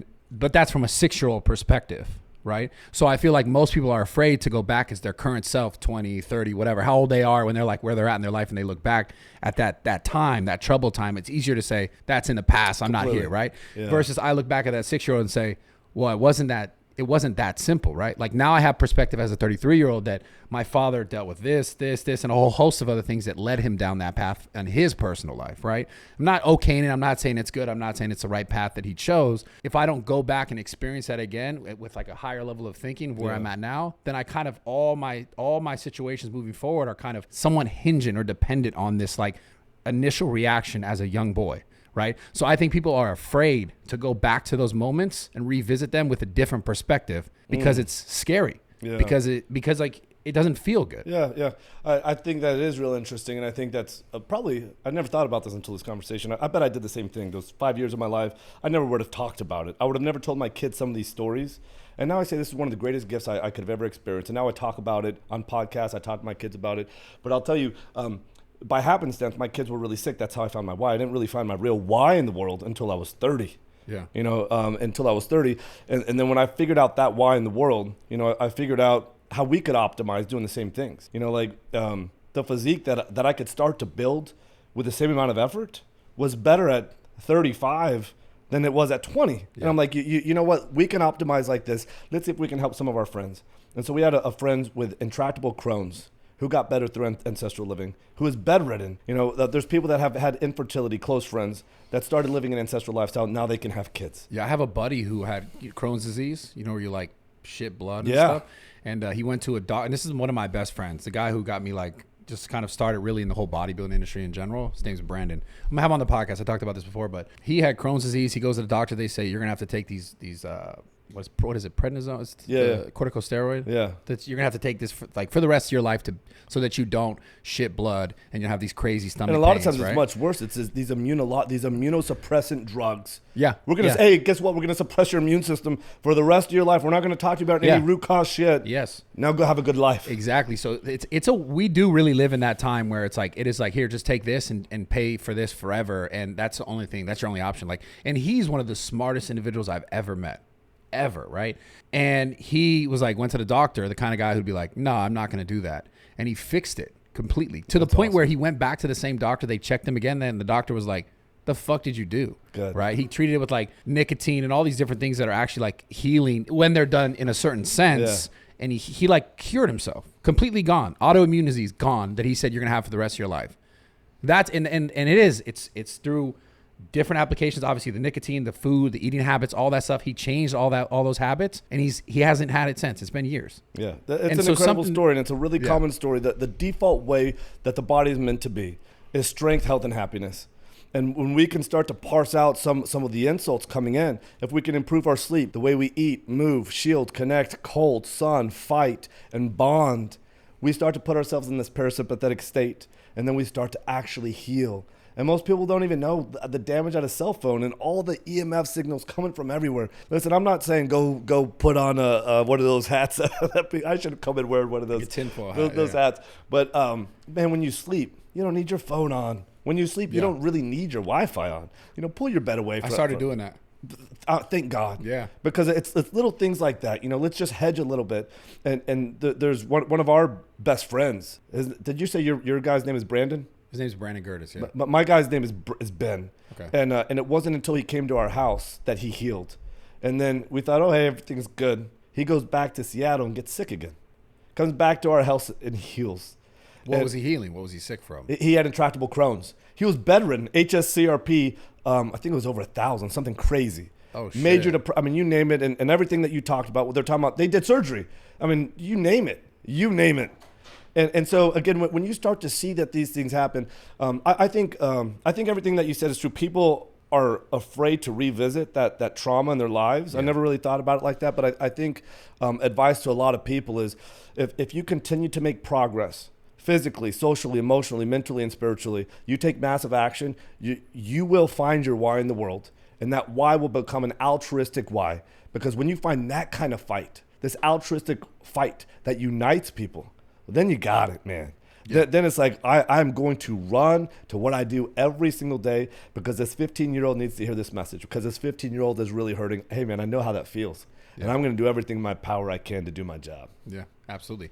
Why do you think people have gotten so far away from like just the basic things that are actually important for us as humans, like eating right? Yeah. Right. Seeing the sun. I know how important all these things are. Like, Yeah. why do you think we've been swayed away from it? This is so crazy. I think it's the same shit. It's like the social media shit. We live, and it's so funny how we're in this space and you're in this space. We live through a fucking screen. Well, like, prior I to think that's social, the truth. We were already getting away from it, right? Somebody's always selling us something. It's just a matter of us buying it. The population at large is buying it, right? The population, school is a brand new invention. Hey, guess what? We're going to outsource our most important job as parents. We're going to start sending our kids to school. Let school teach them all these values. And then guess what? They're going to come home. I'm going to go in this direction. They're going to go in that direction. And there's hardly going to be any social interaction or With family. with family. Starting there, yeah. And so I think that this is a wild thing is like, as long as somebody has something to sell you, as long as there's some sort of an incentive, you know, we're always going to be buying shit. Why do we start wearing clothes? Why do we start putting sunscreen on? Right? Why do we start wearing shirts? Why do we start shaving our faces? Why don't we ask questions anymore? If you just look at modern day primitive culture tribes, the way our early ancestors lived, go look at these guys. They're the happiest fucking people you've ever met. The electricity, it's always a party. It's always a party. And guess how many materials possessions they have? Like they got a bow, they got a spear. Minimal. I mean, some of them live in a tree. Some of them have no shelter whatsoever. They're the happiest people you've ever met, right? There's nothing anybody can sell them. You can't give them any money or anything like that. There's no grocery store, nothing like that. So you go look at these modern day primitive culture tribes and the electricity that they possess. And then you come back here and you look at, look at all these modern day trappings. Did you look at that before you started getting into this type of I wish I lifestyle? could say that I did. A lot of what I did is I did stumble upon ancestral living. Sally Fallon's book is Nourishing Traditions. It's all based on ancestral living. And then that kind of led to Weston A. Price's stuff with nutrition and physical degeneration. Yeah. He went and visited all these wild tribes to see how they lived. And so we started implementing it based on that, based on first principle thinking. And then we said, okay, if we're going to go out and really do this stuff, let's go see with our own eyes. So we went to the Amazon, we went to Africa, we started to study and live with primitive culture tribes. We're going to Mongolia in a couple of weeks. We got the Arctic after that. Sounds fun. And we take the kids everywhere we go, right? So again, school is this thing, hey, people are selling us something. And I'm not saying nobody should go to school. But what I'm saying is... I'm saying that shit's... I mean, I don't know about the young school. Like, I guess when you're a kid, it makes sense. But guess what? That's dumb, when it bro. starts. College is terrible. I think it's fucking horrible. Unless you want to be like, you know, like I've said this before on podcasts, an accountant or something where you need a degree in order to actually be that and have that job. Right. I think it's just kind of a thing that I fully agree, man. I think we've got to a point in society where it's like everyone is just like funneled to do and be the same way and live the same life and let it be normal. We're not really thinking. No, genuinely. The fifth ancestral tenet is connect. And I'm wearing shoes right now. If I'm in the modern world walking on 160-degree asphalt, there's syringes on the ground, there's glass, you fucking name it, guess what? I'm wearing shoes. Right? People are like, oh, hey, Liverking, I got you. You're not ancestral, you're wearing shoes, right? But this is one of the 9 ancestral tenets, right? This happens all the time. My wife and I, we just crack up. Like, we have so much fun with this. You know, we evolved without shoes. And we were connected to the earth 24/7, 365. And then guess what? Somebody invented shoes. We started selling shoes. And then guess what? Then there's elevated beds. There's cars, there's housing. Yeah. And when do you, and the earth has a slightly negative charge. No one will dispute this. The earth has a slightly negative charge. Every cell in our body is electrophysical in nature. And so we're electrophysical beings. We no longer come into contact with this slightly negative charge, right? And so why do we start buying all these things? And guess what? This is accessible. It's free to everybody. It's going to affect your health, affect your recovery. You can call it whatever you want to call it. Right. But why do you think we got further away from it? Just because of programming? Just people are selling things. Just money. And guess what? When we start buying it, and this happens everywhere. I'm sure people ask you all the time, hey, how much weight do you lift? Yeah. You know, how much money do you make or whatever? And guess what? They're asking this question because what they're trying to do is they want to measure themselves against you, or they want to measure you against somebody else. Yeah. And if that weren't the case, your answer would be arbitrary because they would have no benchmark, no reference point. Yeah. So this is just human nature. And primitive culture tribes do something similar. There's always a pecking order. Right, we're always kind of assessing where are we in the pecking order. Do I have a chance at elevating myself? And when we see what other people are doing, we're interested in that. Yeah. What is this? Is this valuable? Is it the illusion of value? Should I be doing this? How is this perceived? Take my shoes off. Well, see what we're doing. my shoes aren't that easy to take off. Come on. Okay, fuck it. Yeah, I'll do it too. I was like, I try to up you right there, you know. But speaking, now I'm gonna have to up you because I'm wearing 100% wool socks and yours. Oh some dry shit! fit, so. These are some fucking. Don't look at these, dude. So let's Don't, just these take are off the socks too, brother. these are blasphemous. Don't look at these. The socks too? Yeah. You know what's crazy? You know what's crazy about this right now? I swear to God, this is the first time I've ever done this ever. Good. Ever not take the socks off. But guess what I did 2 days ago? You connected with the earth? No. I've done that tons of joking. times. I've done that tons of times. But look at my feet. What do you notice about my feet? I don't know. You tell me. They're kind of nice, aren't they? I got a what's it called? A pedicure? Oh, I don't want to hear that. Manicure? Which one is this one called? I don't know. I got a pedicure. First time, I swear. That's why this is For actually the really, cameras. For the cameras. It's really interesting, dude. This feels good. We should go run in some dirt. But this is the crazy thing. Yes. Right. Again, this is how we evolved. Right. And I think if we can start to ask, how did our early ancestors live? How do modern day primitive culture tribes live? There's probably value to it. There's probably reason for it. All right. So hold on. So you're not just driving. You're not leaving here and going home, and you're just getting in a Lambo and like you got like 2 cell phones and you're riding around with your AirPods in, and you're not doing that off camera. Oh no, man! I wish I could say every once in a while I do. You know, I wish somebody could catch me at McDonald's eating a burger or a that'd be milkshake. dope. Yeah, on the AirPods but honestly, I got some content ideas for you. To be honest. Okay, hell yeah. Based on this kind of shit. Well, I'll tell you later. I'll tell you later. I saw you on a treadmill at a drive-through. Oh my yeah, god, yeah. I lost it. Yeah, stupid. I lost it. But some of the stuff you do, I'm like, oh man, I would love to have a small group of people like you in my ecosystem. Yeah. You know, I like to do some dumb shit. Obviously, I smacked my face the other day on the internet. But you have fun. Oh, I have so much fun. You have fun doing it. But if we can just ask these questions, you know, did our early ancestors get sun? Right? How much sun did they get? Right? Yeah. Why are we bathing ourselves in sunscreen? Oh my God, guess what? We're deficient in vitamin D. Guess what? We have high blood pressure. Guess what? There's nitric oxide, you know, that we get from the sun and other undiscovered factors that we don't even talk about. Yeah. But if we can start asking these questions, how do they eat? Well, how do we eat today? Why are we buying what somebody else is selling when the path to health and happiness is most of it's free shit? And we're doing to our detriment. I want more people to ask that. The name is Liverking because liver is king. If you don't do any other 9 ancestral tenets, start eating liver. You start eating liver. God, you're such a salesperson. It's crazy. You're so good at this. Well, what am I selling? No, it's not. It's not that you're selling me anything. You're just so like you're fucking good at this, dude. Well, not that you're not like I'm not. Hey, I'm buying something, but like you're fucking good, man. Well, I like again, it. Here's I the see thing. it. Thank you. Appreciate you. No, I'm not even trying to be disrespectful. Nothing. I promise. Like I just like, and that's the thing. I guess it's like, dude. I feel like we should do like a whole like a spying on Liverking. If we could like spy Bring on it on. That would be sick. And then This we'd be is like, what is what my social team does already. Yeah. Guys, I don't want to see you. I don't want to just spy on me, just record me. I tell my boys the same thing because they wanted iPhones. I'm like, okay, if I'm gonna get you iPhones, you guys gotta start making videos, and I don't even want to see you.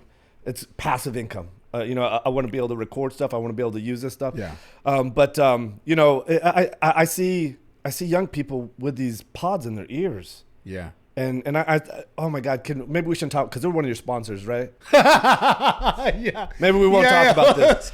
We'll skip that. We'll skip that. But again, funny. you know, you just think about the things that we evolved with. Are there other safe alternatives? And people come to my house and they're like, hey, what's your Wi-Fi? I don't have Wi-Fi in my house. I'm like, oh, how does social media Liverking not have Wi-Fi? I'm like, have you ever heard of the Ethernet? Right, this is all we had growing up. Right, was first the telephone and then the Ethernet, and like, well, how does that work? You know, they don't know how it works. You know about Ethernet, right? Yeah. Guess what? It's more secure. It's faster. You don't need Wi-Fi. Yeah. You know, and so there's alternatives to a lot. And I like how you said, oh, you're good at this because we can get so knee deep into these 9 ancestral tenets. Start with liver, right? It's what other alpha organisms do, right? Killer whales in the wild, they rip open a great white shark. They go for liver first. This is true, right? Did you know that? Is that true? There's videos. Go check this. There's a special pod that does it. There's another special pod in Australia. They rip open the stingray. They go for the liver first. They don't touch anything else. If you look at most animals, most predators in the wild, they go for the liver first. Modern day primitive cult, they go for liver. All I'm saying is this: people are like, hey, so what's in liver that makes it so special? And I can tell you about the peptides. I can tell you about the vitamins and minerals. But you know how many people that's going to compute tell with? us about peptides? Do you know about LEAP2, ergothioneine?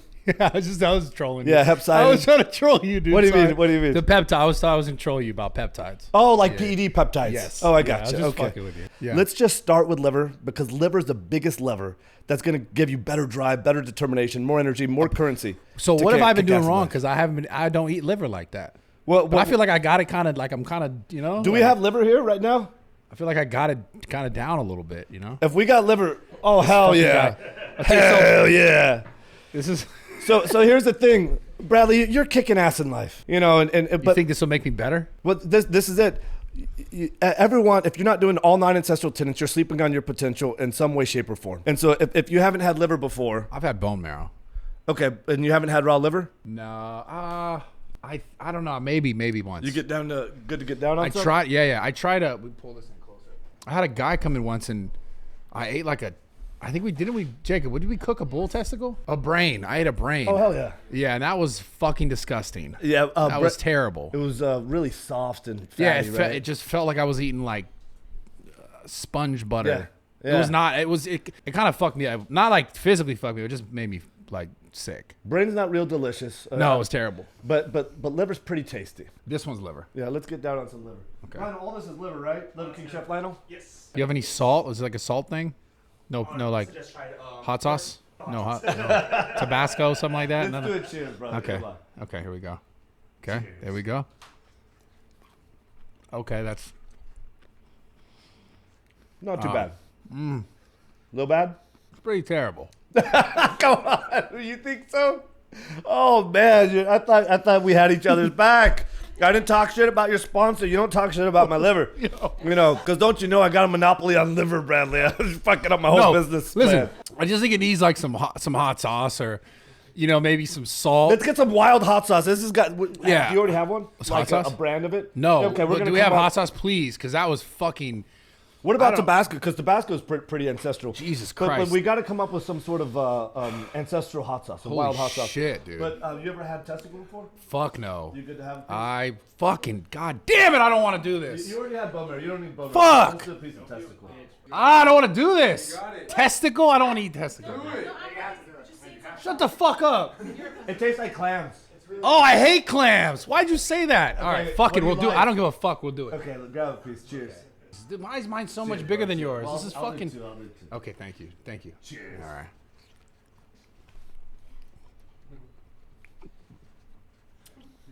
That was better than the liver. I'm glad you said so. That was better than liver 100%. Maybe I spent too much time chewing on the liver. Maybe. Try it again.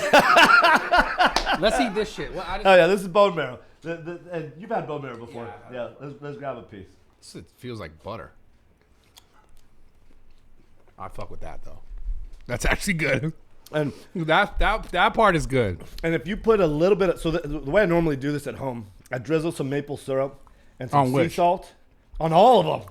Okay. This is like my salad dressing at home, right? I'm like, liver queen, where's my maple syrup?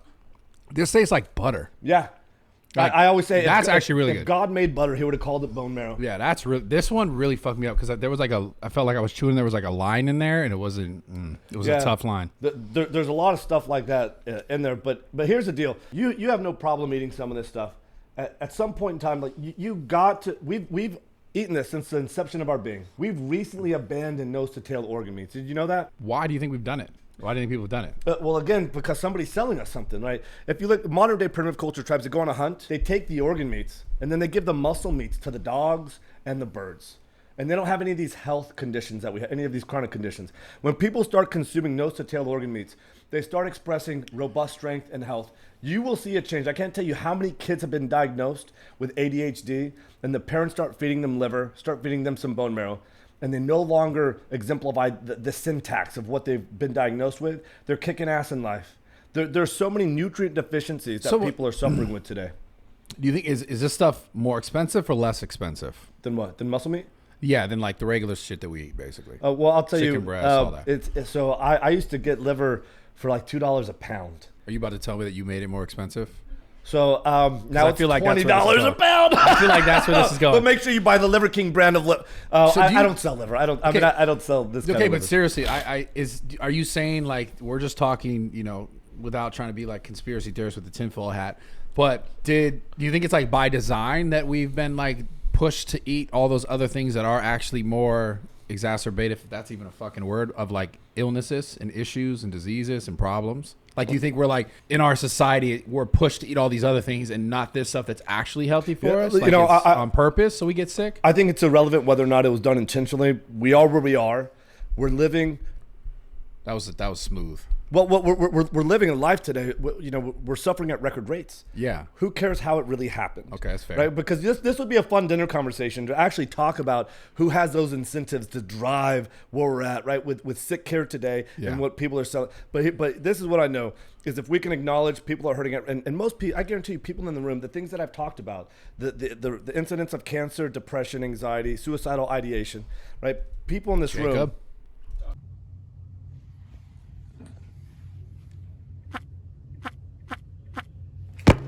Yeah, I'm fucking with you. I'm totally fucking with it. That's just it's a dark humor. Might have to cut that out. That's my dog right there. I love him. Hell yeah. And I love the busting of the balls because this is what you got to do. Yeah, it's my boys. You know, when my kids' friends come over to the house, you know, I start calling these 6-year-olds pussies. You pull this shit out and you're like, you fucking little losers, eat this shit. You name it. Yeah. You know, I call them pizza face, pimple face. Fuck you know? yeah. And I'm like, if you don't have this locker room culture, you know, you're not really being raw, primal, wild, and free. Guess what? We can give it to each other. If we don't get used to it with each other, someone else outside of the group's going to give it to you. Yeah. And you're going to wish that you had this experience. Hell yeah. You're going to wish you had this experience because, you know, it's really only through this resistance that forges strength. My point is we need to get this stuff in our diet. And I tell everybody, if you can go on a hunt, go on a hunt. Because the kind of connection you get with the land and an animal, if you go on a hunt, is unparalleled. It's uncompromising. And eat that animal. Eat that animal, yeah, right? Yeah. When my son turned 15, I had him do a rite of passage. It was the barbarian workout. And then I took him on a sacred hunt. And then on that sacred hunt, we opened up the animal, we ate the heart, and we ate the liver. Ooh. And my boy didn't think that this stuff was even possible, right? We look at when kids turn 16 today. Do you know what we do for them when they turn 16? They try and get a fucking car, like a driver's license or some bullshit. We have a sweet 16 party. Yeah. We get them a car. They didn't do anything challenging. You know, every primitive culture tribe, you know, like the Machigenga, they send their kids out at 15 for 3 months to go on a vision quest. Yeah. The Spartans at 7 years old would send their kids to the state for the next 13 years to make them into warriors, right? If you look at the Aztec, at 15, they had to capture an enemy tribe to bring them back for sacrifice. At 15, I'll tell you just one more, the Maasai, they go on a lion hunt. When they're 15, hell yeah. Hell yeah. I actually like this shit. That shit, though, I wasn't playing. Primal. It's good. And so that's the thing. At 15, they go on a hunt with only a spear to take a lion's life. And so what ends up happening when you cross that chasm, when you have a real rite of passage in life, you understand your worth, value, and potential. You've crossed this chasm. What you thought was impossible, you can do. And now you know what real strength is. And when I talk about real strength, I'm not talking about physical strength. I'm saying you understand the process that enables you to accomplish anything in life. That it's unrelenting effort. It's active suffer. It's active struggle. It's the daily practice of these things that you can, as an entrepreneur, as a brother, as a boss, you can point yourself at any role and any goal and you can achieve. This is every primitive culture tribe did this. And today in the modern world, we say, happy birthday, take this shit. Comfort. Well, we're pushed comfort. That's it. We're pushed like easy and this is better and fucking cell phones and all this stuff. And comfort's not good for the organism. We need what you do in the gym with resistance is what we need in the mind and the heart and the body. And we need parents, we need societies to start to understand, listen, if you want to be a dangerous man, if you want to be a weapon, if you want to be sculpted into more, you need resistance for more.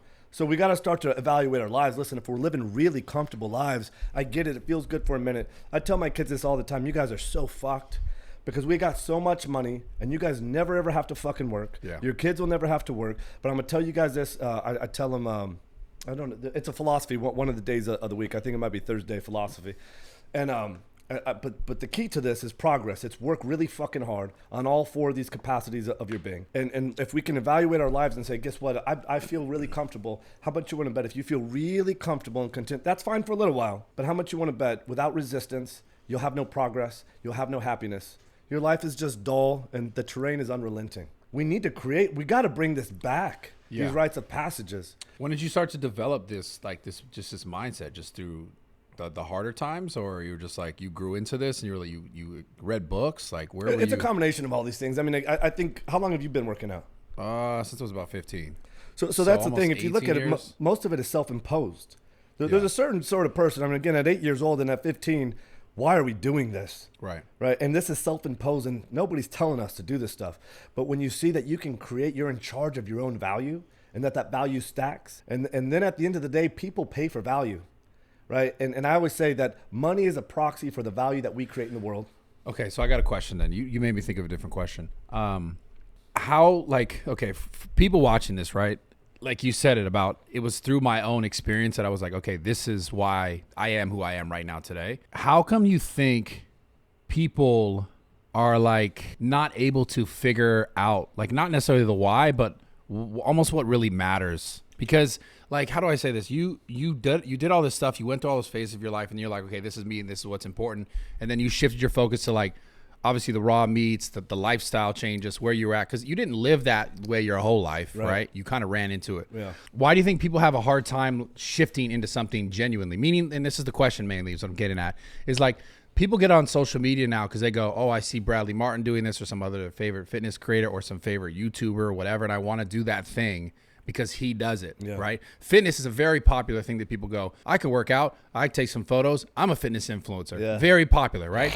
But certain ones succeed at it and certain ones don't succeed. And I think there's a whole host of reasons why they may or not succeed.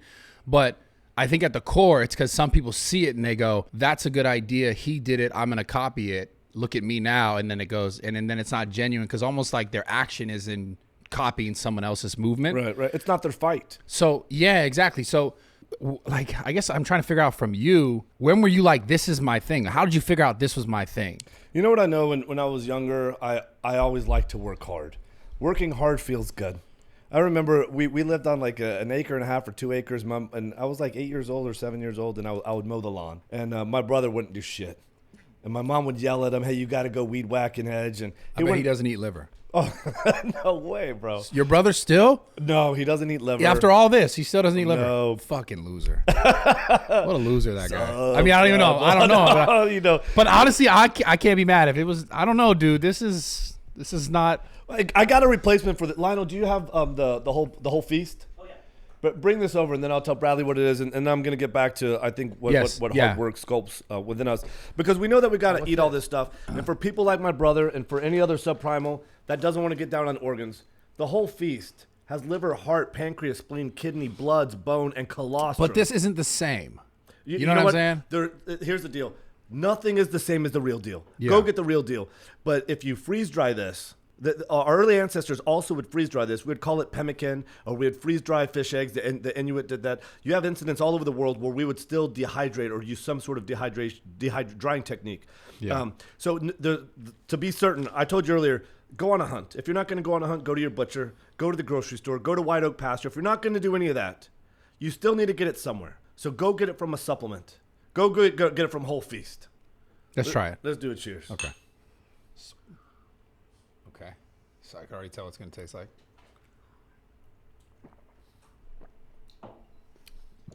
But to be fair. Is it horrible? No. It's great. My lips fucked up because I still have these stitches I'm healing. How many stitches did you get? 10. So Did you really? it still feels fat. So it was weird when I was swallowing. I felt like I looked like I was like fucking dumb or something. You know, my team sent me a study guide on you.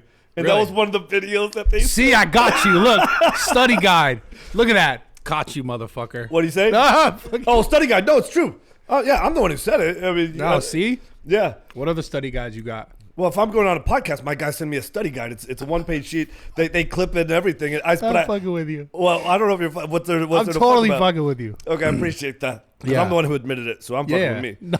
But I didn't know you got stitches. Yeah, I got 10 of them. But here's the thing. I think when you know hard work, I think if I just rub liver on it, it would like heal faster. probably maybe some testicle too. Yeah, Yeah, you fucker. yeah, do it.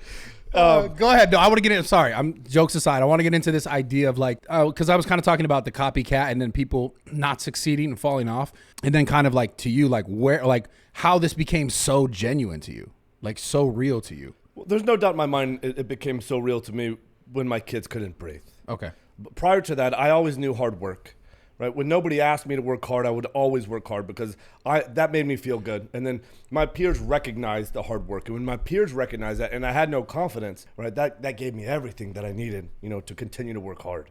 And I think at some point in our lives, like, we all need to really believe in ourselves. I say that we have one job to do as a dad, as a parent. It's to affirm your kids with such depth of challenge, worth, and potential, so that one day they come to believe in themselves. And here's the thing, a lot of parents themselves don't believe in themselves. How the fuck are you gonna help your kid believe in themselves if you affirm them with these fake trophies, with this hollow worth, with this hollow potential, right? And so I think by happenstance, when you go and you work hard, you're getting in the gym at 15 or 8 or whatever, and you continue to work hard and you say, oh my God, like this feedback is rewarding me. I feel good. Yeah. And over time, I'm actually separating myself. And by separating myself, and I'm getting stronger, and strength is a proxy for value as well, along with courage, mastery, and honor, values exclusive to men. And you see that you're becoming more valuable as a man relative to your peers, and that you're controlling this. And the way that rewards you, like, you know what? Why would I ever stop going into the gym? Why would I ever stop reading these books? Because all this value is up to you. Right? It stacks and compounds. Why would I mindlessly consume TikTok on the toilet like these guys I was talking to this morning? Yeah. If I can read a book, if I can think about, designing a new workout or a new idea, so I would say that I think that hard work, people don't want to work hard. Yeah. And we're wired that way. We're wired to conserve our energy because we never knew when our last meal was going to come from. For the first time in history, we have an endless buffet of energy around us. I don't know if you've ever heard the story of the koala, but the koala used to be one of the most intelligent creatures on Earth. And then the koala found the eucalyptus tree. And then the eucalyptus tree, it had an endless buffet of food. This is true. And then no predator could get the koala. And now the koala is the stupidest animal on Earth. Oh, is this true? Look it up. I feel like this is bullshit. It's all. There's a double-blind placebo control. I'm making that shit You're up. talking about the koala was like some ferocious animal or some shit? All I'm saying is this. We need to pay attention to this story because this is happening to humans today, right? It's resistance, it's discomfort, right? We're wired to be lazy because we didn't know where our food was coming from. This is why male lions sleep 22 hours a day, right? We're wired like that. But at the same time, we have got to self-impose this kind of effort, this struggle, this sacrifice. Wait. Male lions? Well, this is what somebody just told me the other day, is that they sleep most of the day. Oh. Yeah. But male lions aren't male humans. Okay, so, but listen. I'm just saying, I'm like, the two are completely different. Well, guess what? We were wild animals at one point. Yeah. We've domesticated ourselves, right? And to our detriment. I would still say But I don't the think same we thing. evolved from lions, though. Okay, well, fair enough. Yeah. Fair enough. But I think that this is really important. I talk about this all the time, and it's that hard times make strong men. But there's no requirement for hard times in the modern world anymore. Yeah. So that's why this is up to us at 8 or 15. I think a lot of the harder times now for in the modern world for men is like it's more of a mental game, right? Obviously, mental things trickle down into obviously all physical as well because everything comes from here. But I don't know if we get into this Andrew Tate shit. We'll talk about it a little bit. But like people are like kind of pushed in the direction of like don't talk about your feelings, don't talk about like where you're at in life, don't have power in the sense of being a man and like try to like almost like undermine yourself. Like that's kind of I don't know if you saw. I'm assuming you've seen some of this shit, the Andrew Tate stuff. This is the craziest thing. Like, I live in a primal bubble, and so it's not until but you I go still like know some of it. unless I'm going on a podcast with that person. I mean, I know something. It's very very surface level. Yeah. Okay. And so I just want to put that out there. It's very surface level. Okay. So anyways, long story short, I mean, this guy came out, obviously said a lot of dumb shit, said a lot of smart shit. But it had this like large resistance against, not against, but kind of like this strong empowerment for men. And then obviously a large resistance met by like seemingly like another, I don't know, we'll call it agenda for whatever it's worth, where it's like, I feel like we live in a society where like all this stuff you're saying, you're talking about, I fully believe in the idea of like shutting your phone off, turning off the Wi-Fi, like eating more foods that are actually really beneficial and healthy for our body, and the supplement stuff, the stuff that is actually really benefiting us. I do believe that.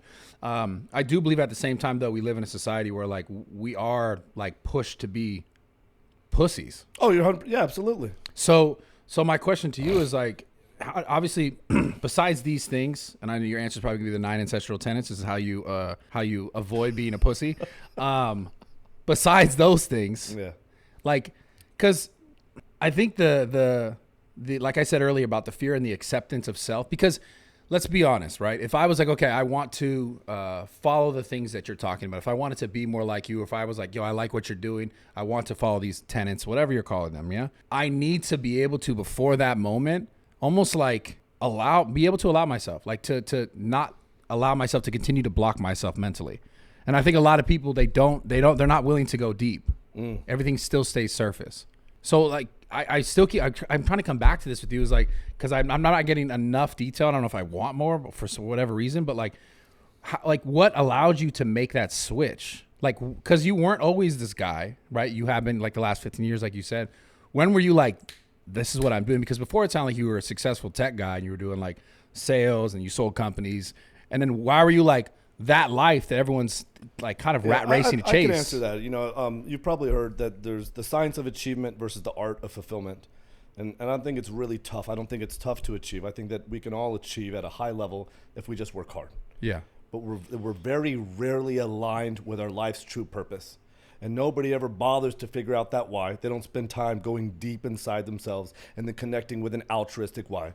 So I think it's really important to understand that the science of achievement and the art of fulfillment, you marry those two things and you get a taste of that. I understand what you're saying is true. I'm asking about you specifically. How I got into it. Yeah, you specifically 15 years ago. So I'm doing all those things. I'm achieving. Life looks good. You got money. But you kind of had some debt because of like the shit, you know, the buildings and stuff we talked about. Yeah, but we still had I mean, here's the thing. Again, we achieved. You would look at us and be like, hey, they're doing pretty fucking good. Yeah. This was not very fulfilling. This didn't fill our cups. I mean, what she's doing, practicing in dentistry. Yeah. You know, she knew that this wasn't aligned with her purpose in life. This is what she did. One day she comes home. She goes, I'm done. I'm not doing that again. I'm like, oh, you fucking kidding me? We have like $8 million of debt. You're done. Like, we're just getting started. She goes, no, I'm done because my life's true purpose. I figured out how to achieve, but I'm not fulfilled because what she said is my true purpose is to be a mom. And yeah. I'm not a mom now. So I'm done. There was no more conversation about it. And so this was one of the best things that could ever happen in our lives because we're both sort of playing the masculine role. We're both fighting, providing, and protecting, you know, bringing that home. And so what this really forced me and forged me to do is figure out, okay, how do I continue to achieve? I know how to achieve, but how do I now also marry that with the art of fulfillment? I'm not going back into one of the, I know how to do business. I'm not just going to indiscriminately choose a business anymore. I'm going to do something that I know is my life's purpose. And again, because of my kids' why in the world, I said, what kind of piece of shit am I going to be if I don't model, teach, and preach this message to the world? Because I know a path to a way fucking better life, and it's pretty simple. It's a pretty simple thing. It doesn't cost anything. We're talking about these things right now. Start with liver. But this is the path. And so I said, I'm going to dedicate the next decades of my life. This is my fight. And again, when I started doing this and I started getting feedback from people, I knew that this was the right thing to do. People in my inner You're talking about like kind of getting rid of the bullshit, like focusing on the things that mattered. The tenet things that you're talking about. Right, because it is a process. Yeah. I mean, you look at me 18 years ago, and we had all these modern day trappings as well. Yeah. You know, so it absolutely becomes a process. So how was that process where you're like, fuck, I'm not going to be on my phone anymore? Like, were you always on your phone prior? Like, what was your actual process I had multiple phones prior. I was on call 24/7. I had a fucking beeper. And I mean, do you remember the beepers? Yeah. I mean, I'm like 33, so I'm like right before. I remember like that would have been like, I'd have been the beeper thing to like get picked up from the movies when I was like fucking 12 or some shit. Well, I had a beeper, I had a BlackBerry, I had another phone, you name it. So how was your transition? Well, it depends on what we're talking about. When it comes to food, that was overnight. We threw out everything in the house. And we immediately went all in. You weren't like, fuck, I'm trying to go to 7-Eleven and just get some It wasn't easy. Shit. It wasn't easy. And it wasn't perfect. Yeah. You know, there were many relapses that I had. And I say relapse, I would be on vacation and I would like sneak a donut or something. Oh, donuts, man. Oh my God. And fuck, I love donuts. Then the kids would see me and they would make fun of me. You know, it would make me feel. So you don't eat any donuts anymore? I would try and hide. But now, what about now? No donuts? Oh, no way. I haven't had like a donut or any of that stuff in 15 or 18 years. Really? It's been a long time. Nah, like a donut. Oh, 100%. And here's the thing with the food that I eat, with the satiate. If you do these 9 ancestral tenets, if you put down the phone, if you have this kind of bond, if you know your fight, your purpose, your passion, what you do in the world. You know what's crazy? You're so satiated.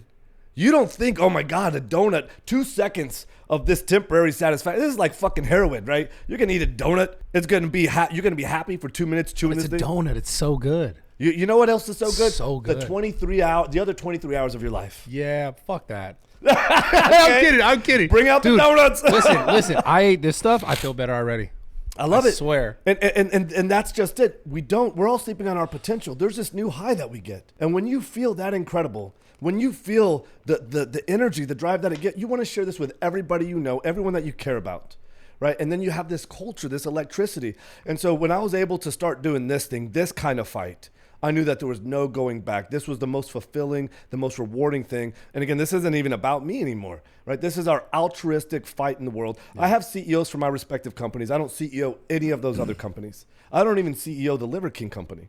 You know, what I do is I'm able to connect with giants like you on platforms like this, to share my personal story, to share my why in the world, to share start with liver, and then go lift heavy shit. Go learn the barbarian, train the barbarian, become a barbarian. And how much you want to bet, after just starting with liver, you're going to get some sun, you're going to get some earth, and you're going to say, you know what, this Liver King guy's not a total fucking idiot.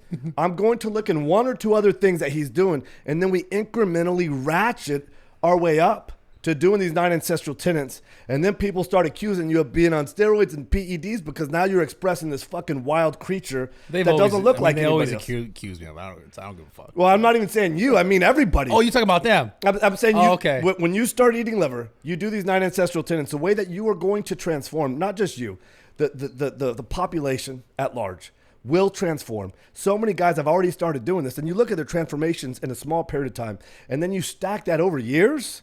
You know, and how did we get to a point where like a lean, jacked, healthy guy, oh, he's on PEDs, he's on steroids, right? But then we got these fat, obese, metabolically deranged guys, and we don't question. Well, I think it has to do with the actual physical look of it, right? Like, I do understand, like, yeah, the fat guy, like, he should probably lose weight, but like, there's different versions of like a lean aesthetic physique, right? Like, the reason why I think people target you is because of the thickness and the diameter of your veins. It's more of like a sign of androgen use. Oh, I like love a it. Thickening, right? And here's what's, I'm sorry, go on. No, that's it. That's why. So like, if they look at that, they go, okay, this isn't normal of like a normal, lean physique or bigger physique, whatever. Like, that's not a typical thing. Well, this is what's really interesting. If you go to these primitive culture tribes, they all fucking rock 6-packs. They're all not the 6-pack. I'm not talking about a 6-pack. Oh, I know. Yeah, but what I'm saying is like this is the norm. They're more. A lot of these guys are more vascular than me. Everybody's rocking a 6-pack. I'm not that special, and they don't have the mechanical loading in a structured way that we know about. They don't have the nutrition that we know about. Half the time they're not eating, you know. And these guys, the average person in these primitive in the Maasai. I mean, do you ever do dumbbell snatches? Yeah. Okay, so I'm doing dumbbell snatches, and they don't know. They're like, why is he working so hard?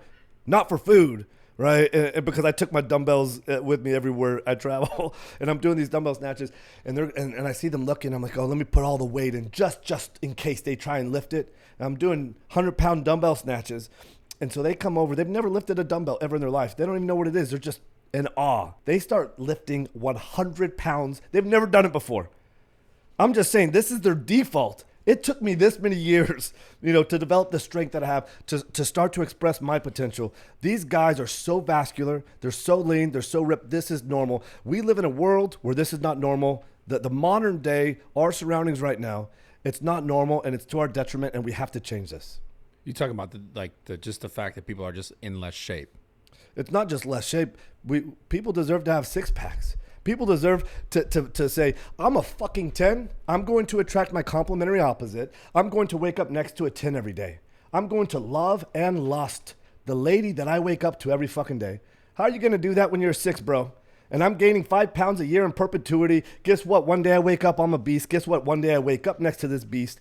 I don't fucking think that shit's sexy or attractive. And there ain't no fucking way these guys can say the same thing. You can say you love her, but you can't say you lust her. Now you're looking outside of the marriage for that shit. These modern day primitive culture tribes, they don't have any of this fake cosmetic shit. They're beautiful people. The men and the women, they're strong as fuck. So I'm not just saying, oh, we should be in better shape. You know, I'm saying the default way of being these modern day primitive culture tribes, they're pretty fucking built. They're attractive. They love their lives and they lust. So how do we find a balance? How do we find a balance? Because obviously, like, not everyone can just go live in like a tribal area, right? And they're not going to be able to like completely forego all of these things that we have. A balance for what? Because you can't, like I said, I can't go like, all right. I mean, I guess I could just move somewhere and just like try to live that life. How do you do it in the modern world? Exactly. This is pretty much what I do. And that's my message. Listen, I never said, hey, go back in time and you know, me go live like caveman brother and go live in cave, right? Like I live in a mansion. Dude, you know what's crazy? When you said that, What? you made me think of this fucking show that recently came out, and it's actually called Primal.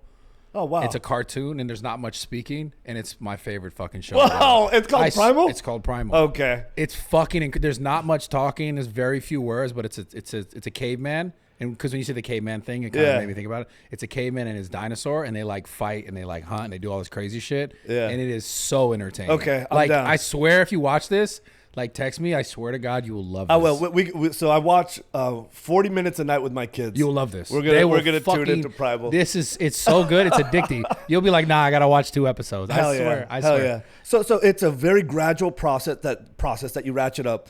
I sound like a broken fucking record. It's fine. You start with liver. You start getting the sun. You get your bare feet connected, anchored, Dude, what about Sunny in the Butthole? rounded to the. You're the 4th person that's asked me that since I came. Because you to know what? I'm gonna be California. honest. Because I'm asking only not because I've done it. I'm thinking about it, but it's really because I saw that shit on TikTok when I was taking a shit earlier. I was scrolling Yeah. up. And what do they say? Yeah. What- No, you- I don't even know what they're saying. Sorry, I'm fucking trolling. No, I'm not trolling you. It's the actual thing I've seen on TikTok. Well, where like there's like the guy and a girl, and they're like ass up, and the sun is, and it was like a thing. Obviously, it's like I mean, sun is supposed to be there back in the day. Obviously, we didn't have shorts on. I don't see no problem with it, and there is a legitimate study that shows that it's from like the 40s or 50s that sunning your balls does increase your testosterone. Interesting. I don't think there's any problem. I mean, we do that at home. So you asked the question, But you do with the legs up like this? well, I just fucking walk around. Like, Yeah, okay. But the kids, she's like, okay, it's time to sun your balls.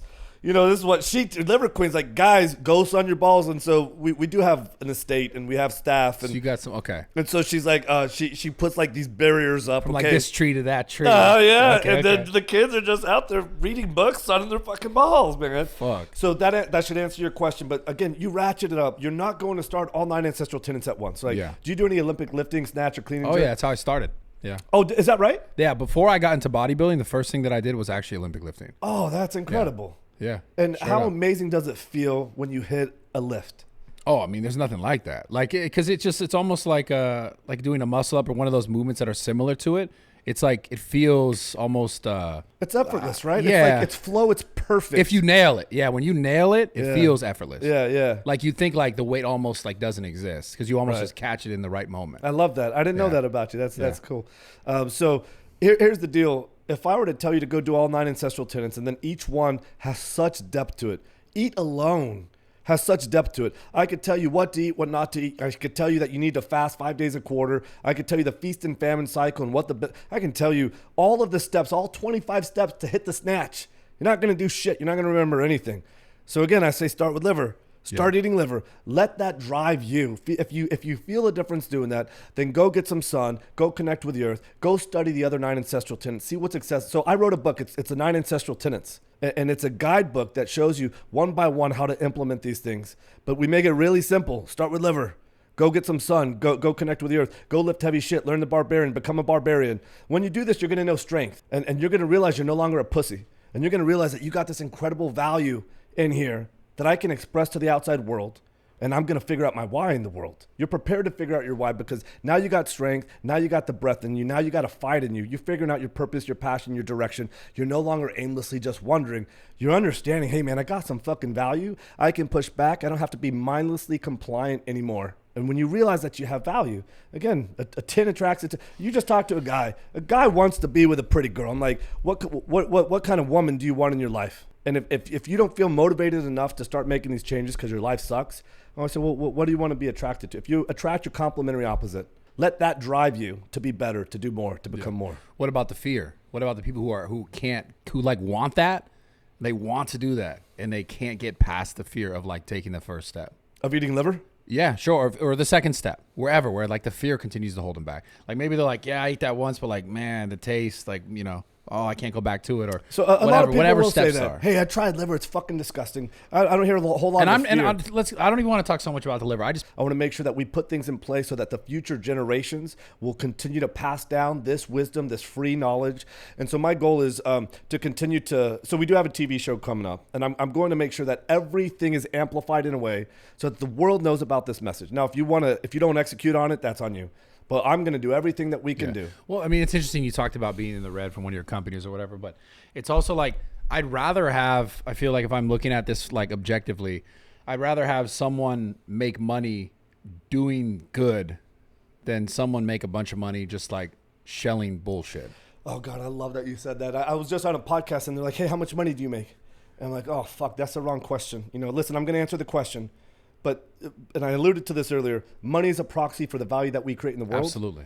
But not all value is created equally. Yeah. So you're talking about doing good in the world. So now you got to say, listen, if you're going to ask me that question, now I'm obligated to tell you why I do this and how I do it. Because if I'm going to create $100 million a year in revenue, and I'm doing it by doing good to the human condition versus a company that is selling Coke or type 2 diabetes Listen, or strip clubs. I'm fully behind that. So this is why value is not created equally. So I'm glad that hey, you support, hey, let's go make some money if we're doing good in the world, because there should be an exchange of value. Absolutely. Right. And so that is part of my goal is, so we got a couple of million customers across a couple of my companies. My goal is to have 100 of these companies in every different category to meet people where they're at. So I have a company called Strong Jaw. Our early ancestors didn't brush, didn't floss, and didn't get cavities. And so why would people come to Liverking or come to Ancestral Supplements if they want dental advice, if they're not going to, right? So I got to meet them in their respective category. Listen, you got dental issues, you got chronic and recurrent decay, and whatever the dentist is telling you to do, guess what? It's not working, because that oral hygiene hypothesis is all a myth also. The more you brush, the more you floss, guess what, bro? That doesn't work. It's all just, I mean. It gives you fresh breath, but it did nothing for your oral health. And so I got to make sure to get this message. And this is it. I feel an obligation. Wait, so you think brushing and flossing don't work at all? It does nothing for tooth decay. 0. 5%. Okay. I mean, but I like how, like, okay, if I say 5%, you give me a little validation, right? No. I like to hear your perspective on this. That's all. Guess what? Primitive culture tribes don't brush. Yeah. They don't floss. I feel like they also don't eat a bunch of fucking candy and bullshit that we eat. So Right. So if we got that residue and we can get some of that stuff off, but the overwhelming majority of our oral health is contingent upon the fat-soluble vitamins, A, D, K, and E. And again, that comes back to liver, bone marrow, egg yolks, and sunshine. And then mechanically loading, right? Tearing into meat that's really fucking hard. Making sure that your centrals, that your incisors, that all the teeth get that mechanical loading, that agitation, that resistance to build the strength that it needs to build to be healthy. So once again, I'm going to make sure that I have a company in every different category. And if I can do that, if I can have millions of people understand this message, these 9 ancestral tenets, and if we can do what we need to do with Liverking, if we can take this message mainstream, this is what I'm going to fight for. I won't stop for that. I love it. Thank you. I do. I'll admit, man, there's like a lot. I had a lot of skepticism because like the internet, they like to talk. Of course. I read, I see everything. I had a perspective, but I know genuinely, like I said, make money, whatever. It's like I'd rather have someone doing it with a fucking a good intention for people. I just feel like if it's gonna be made, it might as well be made in a way that is like when you go, you feel good about it, and the people who they think about you, they feel good about what you passed on. Because that's the only thing that really matters ultimately at the end of the day. It's like you make all the money in the world or whatever. Who gives a fuck? You fucking die. It's like what was actually left behind? Yeah. Did it make someone actually better after? And I think we get so caught up in like just making money and having shit and doing things and like having stuff that it's like, well, how are we actually connecting with people? How are we actually helping people? How are we actually furthering messages like this that are actually benefiting people for the rest of fucking eternity? Yeah. Until the earth fucking kicks us all off and says, fuck you guys for fucking us up for so long. Yeah, Tony Robbins made this really simple. You know, it's not about what you can get. It's about what you can give. Yeah. And it's wild how that's really where it's at. And dude, in giving enough, like the thing I've realized over social media, and I've talked about this before, but in giving, like I've made a lot of content over the years, like teaching people how to work out, bench press, squat, all this stuff. Repeated some of the same videos. And then a lot of videos where I talk about my life, my childhood, my father, my process through these things. The best feedback I ever got and the most support I ever got was when I was talking about either helping someone like physically accomplish a goal or helping someone mentally, like because they heard what I went through and what I was learning from it. And then people supported me. Like when I started selling shit back in the day, like 2015, when I started selling apparel, my brand was called Being Fit Gear, and I started selling stuff and people would show up to me, expos, just massive lines. And every time they were wearing all my stuff, obviously they had to pay for it. I was making money. Yeah. they would come to me and they're wearing all my shit head to toe, and they come to me and they would tell me a story like, yo, I didn't kill myself because of this video that you made, and they're crying to me and they're telling me about their life. And that made me really realize like, wow, this is the thing that's giving me genuine purpose. And I didn't know it until it came later, because I was just filming videos because I was like, this is on my heart and my mind, and I feel like I should just talk about it. And then I started getting the feedback in person. And yeah, obviously I was making money throughout that time, which allowed me to live the life that I'm able to live. But man, that was the thing there. It's like money almost just became like, because it is genuinely this, just a number. But it's like the people, if they come, like, you know how many messages I get where someone's like, yo, what you said, that this video, like you saved me. Like I've had countless interactions with people who like I didn't kill myself because of this, or I didn't I have a daughter now, like because I didn't fucking end my life and she still has a father, and you like all this kind of shit, man. Like, and it's crazy because I feel so blessed to be in a position where I'm able to do that in a way where I'm actually genuinely helping people.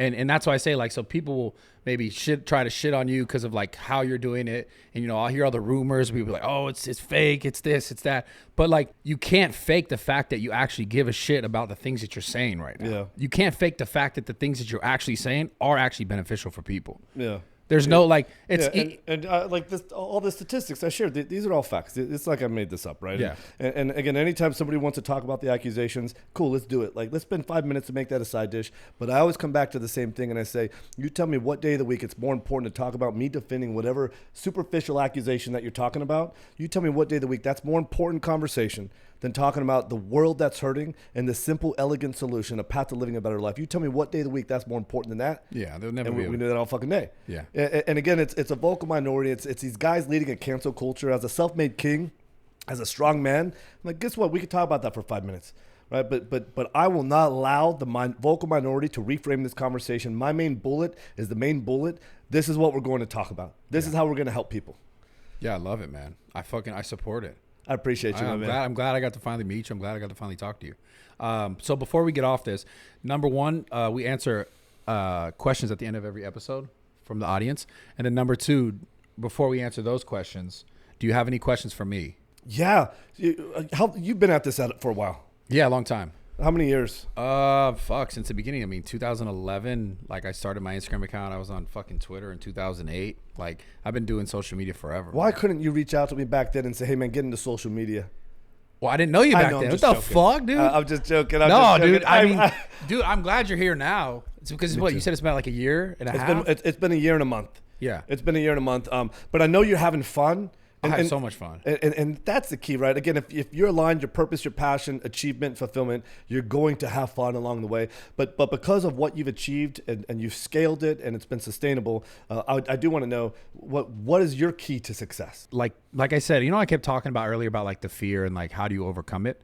Is like, I think the most important thing to success is figuring out who you really are and what really makes you happy. And I think the reason why it's so important because everyone does things, and I've realized this in my own experience, specifically on social media, in which people kind of like, oh, that works, I'll copy it. Oh, that works, I'll do that. And it's kind of like a disingenuous act where it's like, you're not doing it because it's genuine. You're doing it just because you think, oh, I can make money or I could do this. And I think, like I told you earlier about the stories that I was told when I was telling my story from my heart, the genuineness of it. Yeah. I think it comes down to be able to be your true, genuine, vulnerable self. And it's very hard because, like I said, maybe you're the guy or the kid who hasn't fully processed those things in your life, those traumas, because we are all products of our trauma, right? In our past. And like, no matter how much we want to believe this or not to be true, it's the fucking truth. We're all products of that because we're here today, the ages that we are, but throughout our whole life, all the shit that hit us made us who we are, right? If we talk about going through, like fighting the fight, going through it and dealing with it, going through the stress and the wear and tear in the gym. That's why you have the physique. That's why you have the body. Why we have anything is because we go through those things. So learning and allowing ourselves to genuinely look in ourselves and go, okay, who am I really? Like, what really makes me happy? What really makes me who I am? Being able to be raw, being able to be genuine, being able to be vulnerable. Those are the things that make us truly successful. Because imagine every relationship. Imagine your wife, she had a problem with you and she never really told you, but she kind of always had that problem. And it's only going to be able to fix that, mend that part if she's able to say, hey, this is how I feel when this happens. Right? That's being genuine. That's being raw. That's being vulnerable in the face of maybe fear because like maybe she's afraid to say something. Not that you're a bad person or an intimidating guy, but I'm just saying like in all of our relationships, friendships, all that, like we're afraid sometimes to go like, hey, this is how I really feel. This is what's in my heart, because maybe it makes us feel weak. Maybe it makes us feel, you know, not as good as the next person. And we don't want to feel like, oh, my ego's hurting, right? So diving into yourself deeper, or looking inside deeper, that's the thing that's going to allow you to be raw, to be genuine. But we have to be willing to do that first.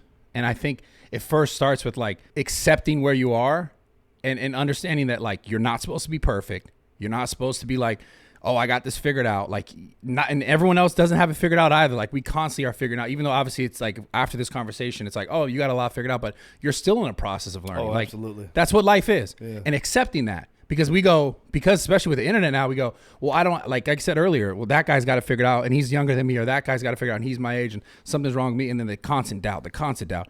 Letting go of all this external stimulus of like how they think I should be or what's happening to these people here, and just going like, okay, where am I at my life? What really makes me happy? Who am I really? What do I really want? And I think people are afraid to do that.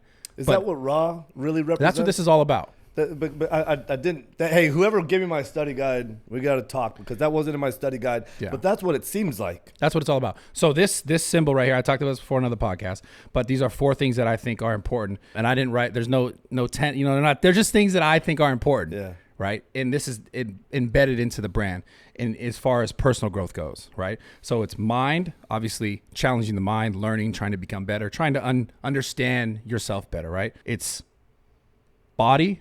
Physically achieving something for yourself, challenging yourself, right? Obviously for me, bodybuilding, the Olympic weightlifting, even if it's just like, okay, I'm at this point in my life and I want to get to this point. What do I need to do to get there, to challenge myself physically, to always give yourself some sort of physical challenge. Okay. Right. So challenge yourself mentally, challenge yourself physically. And then there's 2 more things, right? Spirit and soul. And I'll explain both. So spirit is like my connection with everyone in this room. Like when you walk in this room, and like when you walked into the front gate and you have that energy and like you're aware of how your presence is felt and trying to understand that more deeply, like trying to understand that, you know, when you walk into a room, you don't want to be like, oh, it's like a dark cloud over this person. Yeah. If people like ever tell you that, like trying to be cognizant of like the fact that so-and-so, my buddy told us about me, or my buddy's like, yo, are you okay? And you kind of taking those mental cues to be like, okay, I'm trying to show up better next time. Right. This connectiveness. Right. Yeah. And then soul, which is the thing that I just talked about in relationship to Raw, which is like, soul is, I would say, my connection with my genuine true purpose, and trying to constantly figure that out and trying to constantly figure out what that is, what that means to me now, because it's also changing. It also evolves over time. Like when you were younger, you didn't know what it was, right? You dealt with that stuff, you went through that stuff, and then you finally got closer to what that genuine purpose was when you had the issue with your kids. Right. And then now you're like, okay, now I have this mission. This is my purpose. This is my soul. This is what's deep inside of me. So this is all related to this, is related to the raw gear. That's what all that is. So I thought about all this just because the guy, when I was making a logo, he was like, what do you want the logo to be? I was like, well, these are some things that I really care about. And then he's like, okay, 4 things. And he made it. He made it around that. So this is just a different iteration of it, which is a more verbal conversation piece of it. Yeah. And the raw gear, the clothing is a physical representation of it. The thing that I try to challenge myself more and more now with moving forward is the thing that you're talking about in relationship to your brand and all the products you sell, is like trying to push that message and making that message more relevant and more known. Because obviously I can't, like, message? Yes, the thing that I'm talking about. Because obviously I can't be like, I can't sell a shirt in every way and you know that that's what the shirt is saying, you know? But I try to talk about this more and more. But that's what it is. That's totally what it is. Yeah, I'm not surprised that you have that depth and that philosophy. You know, I'm not surprised when I meet someone that's that jacked, that has this refined of an idea, that's value, that expresses that kind of value. You know, the truth is, I was thinking, how is this raw? I didn't really know. Earnestly, I was thinking, how is this raw gear? Is it 100% native organic materials? This is what initially I thought. Is it raw gear? I had to have all of my own shorts made so I could have organic cotton. We'll make you some stuff. I'll make you some shit. But to understand this meaning behind it, I'm not surprised that it's this deep, it's this philosophical, and that you've achieved the success and you're just getting started, man. Yeah. And the crazy thing is, man, it came from my audience. Like, remember I told you the story about the kids coming up to me? I remember sitting back and they were buying my stuff. It was called Being Fit gear, and it was just stuff that I wore. It was like merch in a sense, stuff that I liked, right? Hats, tank tops, etc. But when they were coming and telling me why they were supporting me, it was because of my ability to be raw, to be genuine, to be vulnerable. That's why they were saying, yo, even if they weren't saying it, they were saying it because they come fully clothed in it, and they're saying, yo, you saved my life. And then I see that guy and I'm like, oh shit, he's supporting me because of that. Not because I'm fucking weightlifting guy who lifted girls, did this hoverboard shit, all the jump out of the pool shit. Not because of that. He didn't come up and say any of that. Yeah. He said, yo, you saved me.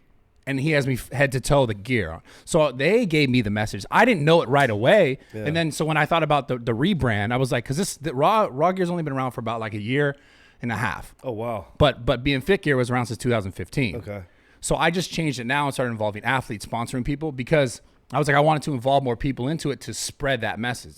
Right? Yeah. And they gave me the idea because they were like, yo, this is why I'm supporting you. And all the messages over the years, this is why I'm supporting you.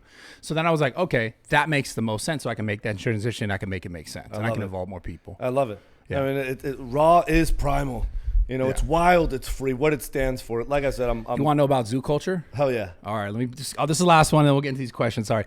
So zoo culture, I don't know if you would realize this, but you've seen the gym that I own, right? So I wanted to blend it, right? So, and you'll like this. In the O's, there's 4 triangles. If you look at the logo, so in the O, it's like, the O, it has like the line and triangle, but they're different shaped triangles. Triangle. I tried to blend like personal development into like a group setting, in which the idea is this red line is that no matter who we are, no matter what race, religion, creed, whatever we believe in, we're all human. We all bleed the same, right? And this is an environment that encourages people who hopefully have come in with some sort of personal development, right, to better themselves into a community setting in which the goal should be to communicate, to teach, to give to people, whether or not they want to be like a bodybuilder or you want them all in the same area, because the bodybuilder might teach the powerlifter about getting his triceps a little bit stronger because I can make his bench press a little bit better. Yeah. And this ecosystem that allows us to all kind of push ourselves in our own respects and what our goals are, no matter what. And under the idea of that red line that we're all in this together, no matter what, because we're fucking human. I love it. Yeah. Well, you know what else I heard though? I heard that you spent a pretty fucking penny. Oh yeah. On developing the world class gym. Yeah, a lot. And I know you said this is the last thing, but how much fucking money did you put into that? The original location? Well, I don't even know about so you're in a different. All I know is everybody talks about. You got to see this gym. Well, dude, the thing is, the gym's not that big. It's about 8,000 square feet. The original gym. I kind of undershot what it should have been. I didn't realize like the power really of social media as far as like, people coming in real life until I was like, oh shit, it's a lot. So, but I spent about $500,000 on that gym. Right. Okay. And I move into a new space down in Encino. So the reason why I say two different spaces, because the original gym is going to turn to a trainer only location that like people are going to come and like rent space and also like rent seminars and things. We're going to teach people basically how to be a better trainer, but how to be better at selling and also how to be better at like building your business in person and online. The original location. The original location is going to turn to a trainer only location. And then we're moving to a bigger space because we need more parking, we need more space in general, more equipment in Encino. So that'll happen in like probably about the next 2 months. The way that people talk about it was like, well, there's a ton of stuff that's expensive for sure. But well, I mean, again, like I in my mind, I'm actually almost afraid to go see it in person because everyone's built it up as like it's smaller than you think. That's the thing. Yeah, you think it's bigger because also on camera everything looks bigger. Yeah. So well, that's badass, man. Well done. And again, I know that you're just getting started. Yeah. I know we're gonna answer a few questions, but I really hope to establish a brotherhood with you, man. Yeah, you're fucking awesome, man. Thank you. Yeah. I love what you've done. You did it so fast. That's why I was like, there's got to be some shit. But maybe you just had a lot of business shit prior. Yeah, I mean, this is really what I try and tell people. I mean, someone asked me on a business podcast the other day, how'd you do it? How'd you do it? And, I kind of flirted around with some things at the beginning, but it's no different from creating any business, right? And it's no different from what you've done. Like, you don't wake up one day and go from 0 to 6 billion because you just figured out a problem and you just solved it and you just sort of artificially created value. You created value in yourself from a young age. You continue to work hard. And then when you express that value and you've identified a problem, and guess what? I have a really simple, elegant solution. It resonates. Yeah. People pay for value with time, money, or both. Yeah. And by evidence of the followership, the impressions that we get, and what we're doing in the world, I think it's reinforcing, guess what? We're doing a decent job. Yeah. And it sounds like you did the same thing, obviously. If you, for the last 15 years, you kind of started to live this lifestyle. Right. Then you lived it to be able to sit here and say it. Right. So, makes sense. Dude, you're fucking dope, man. I want to come out and check out the fucking place. And it'll be a ball. I would love to do that. It'll be a ball. Film some shit, Hell yeah. So let's do these questions. Let me pee real quick, though. Go for it. Well, I got to say, this has been a lot of fucking fun. Because Bradley's such a big fucking dude. He's a little intimidating. I'm like, that this is one thing that really sucks when there's another definitely alpha guy. Sometimes they think that I'm going to try and project like this alpha presence, and then it's like this standoff thing that's fucking ridiculous, and nobody has fun. There's no good energy. And like the minute I saw Bradley, I'm fucking giving him a hug.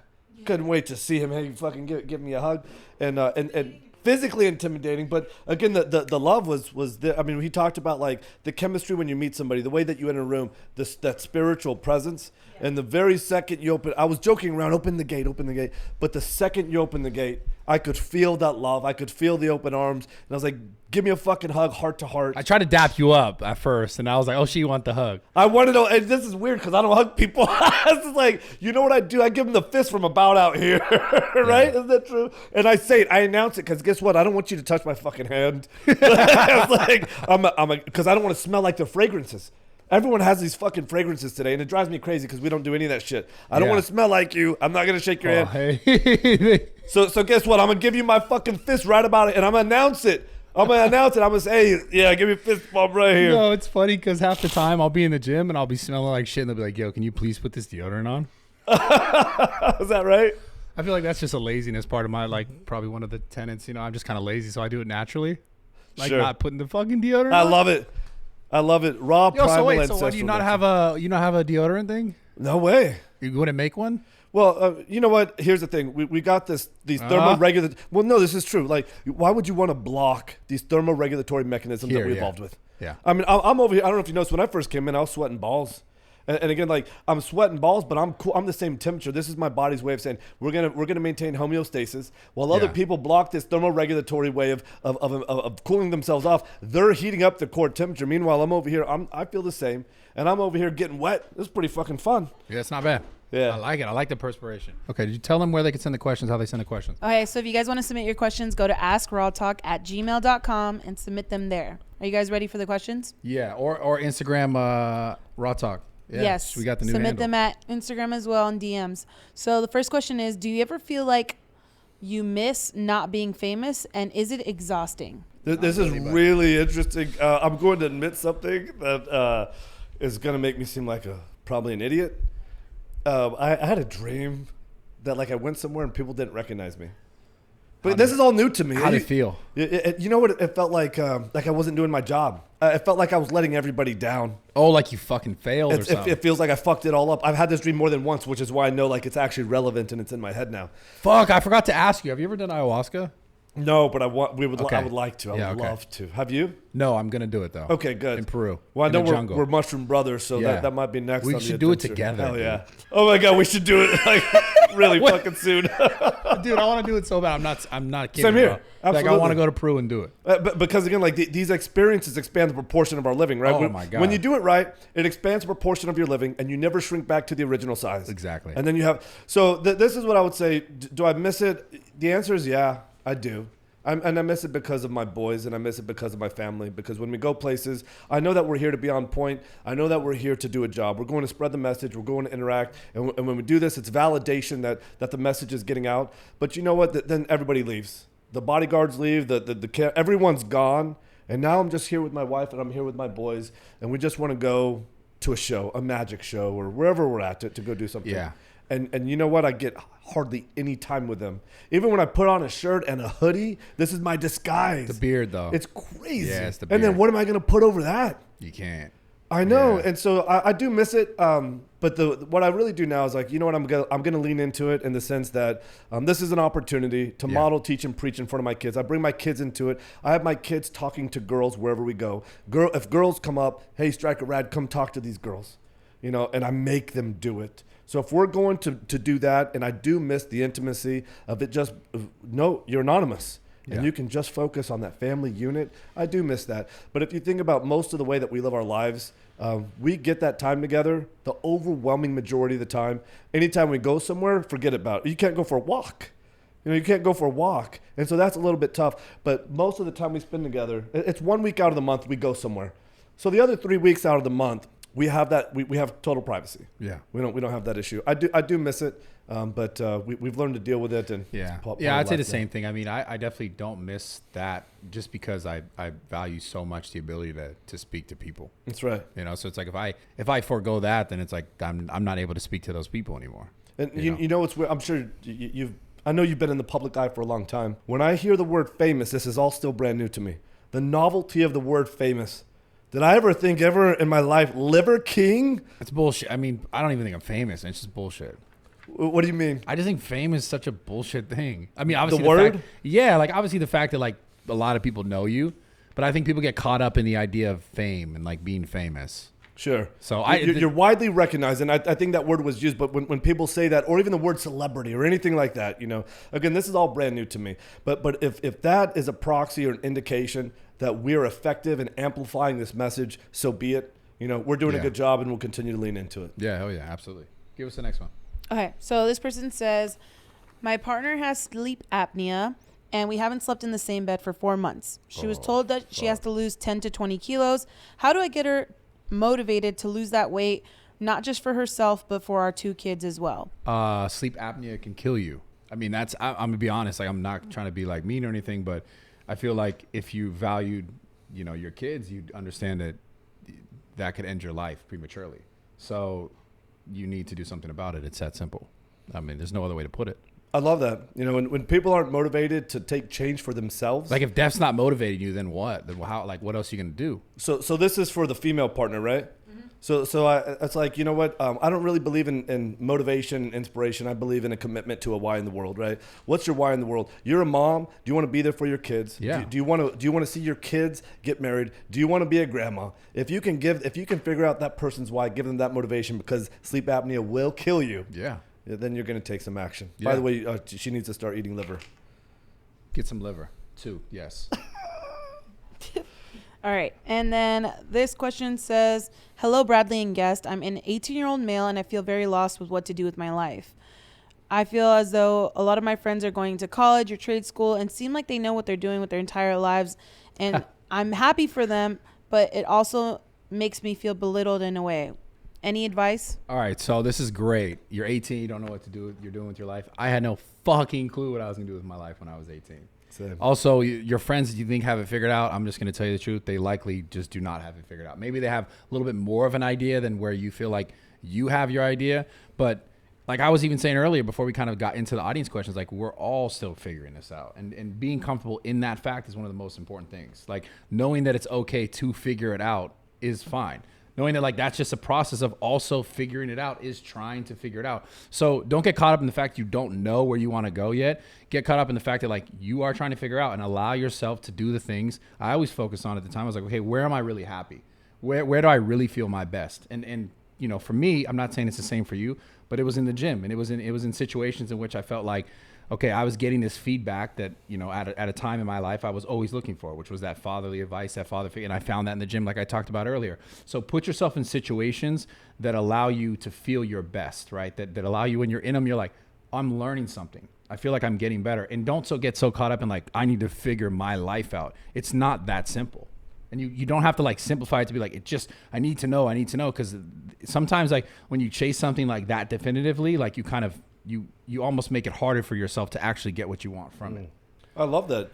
I think that you need to continue to take massive action, right? Yeah. Don't be stagnant. If you can develop or adopt or learn a growth mindset, Yeah. and you will figure this out along the way. Yeah. I did not know what the fuck I was going to do at 18. No, dude, fuck no. Who does know? And this is why I think it's so fucked up. You think you're going to go to college and choose your major at 18?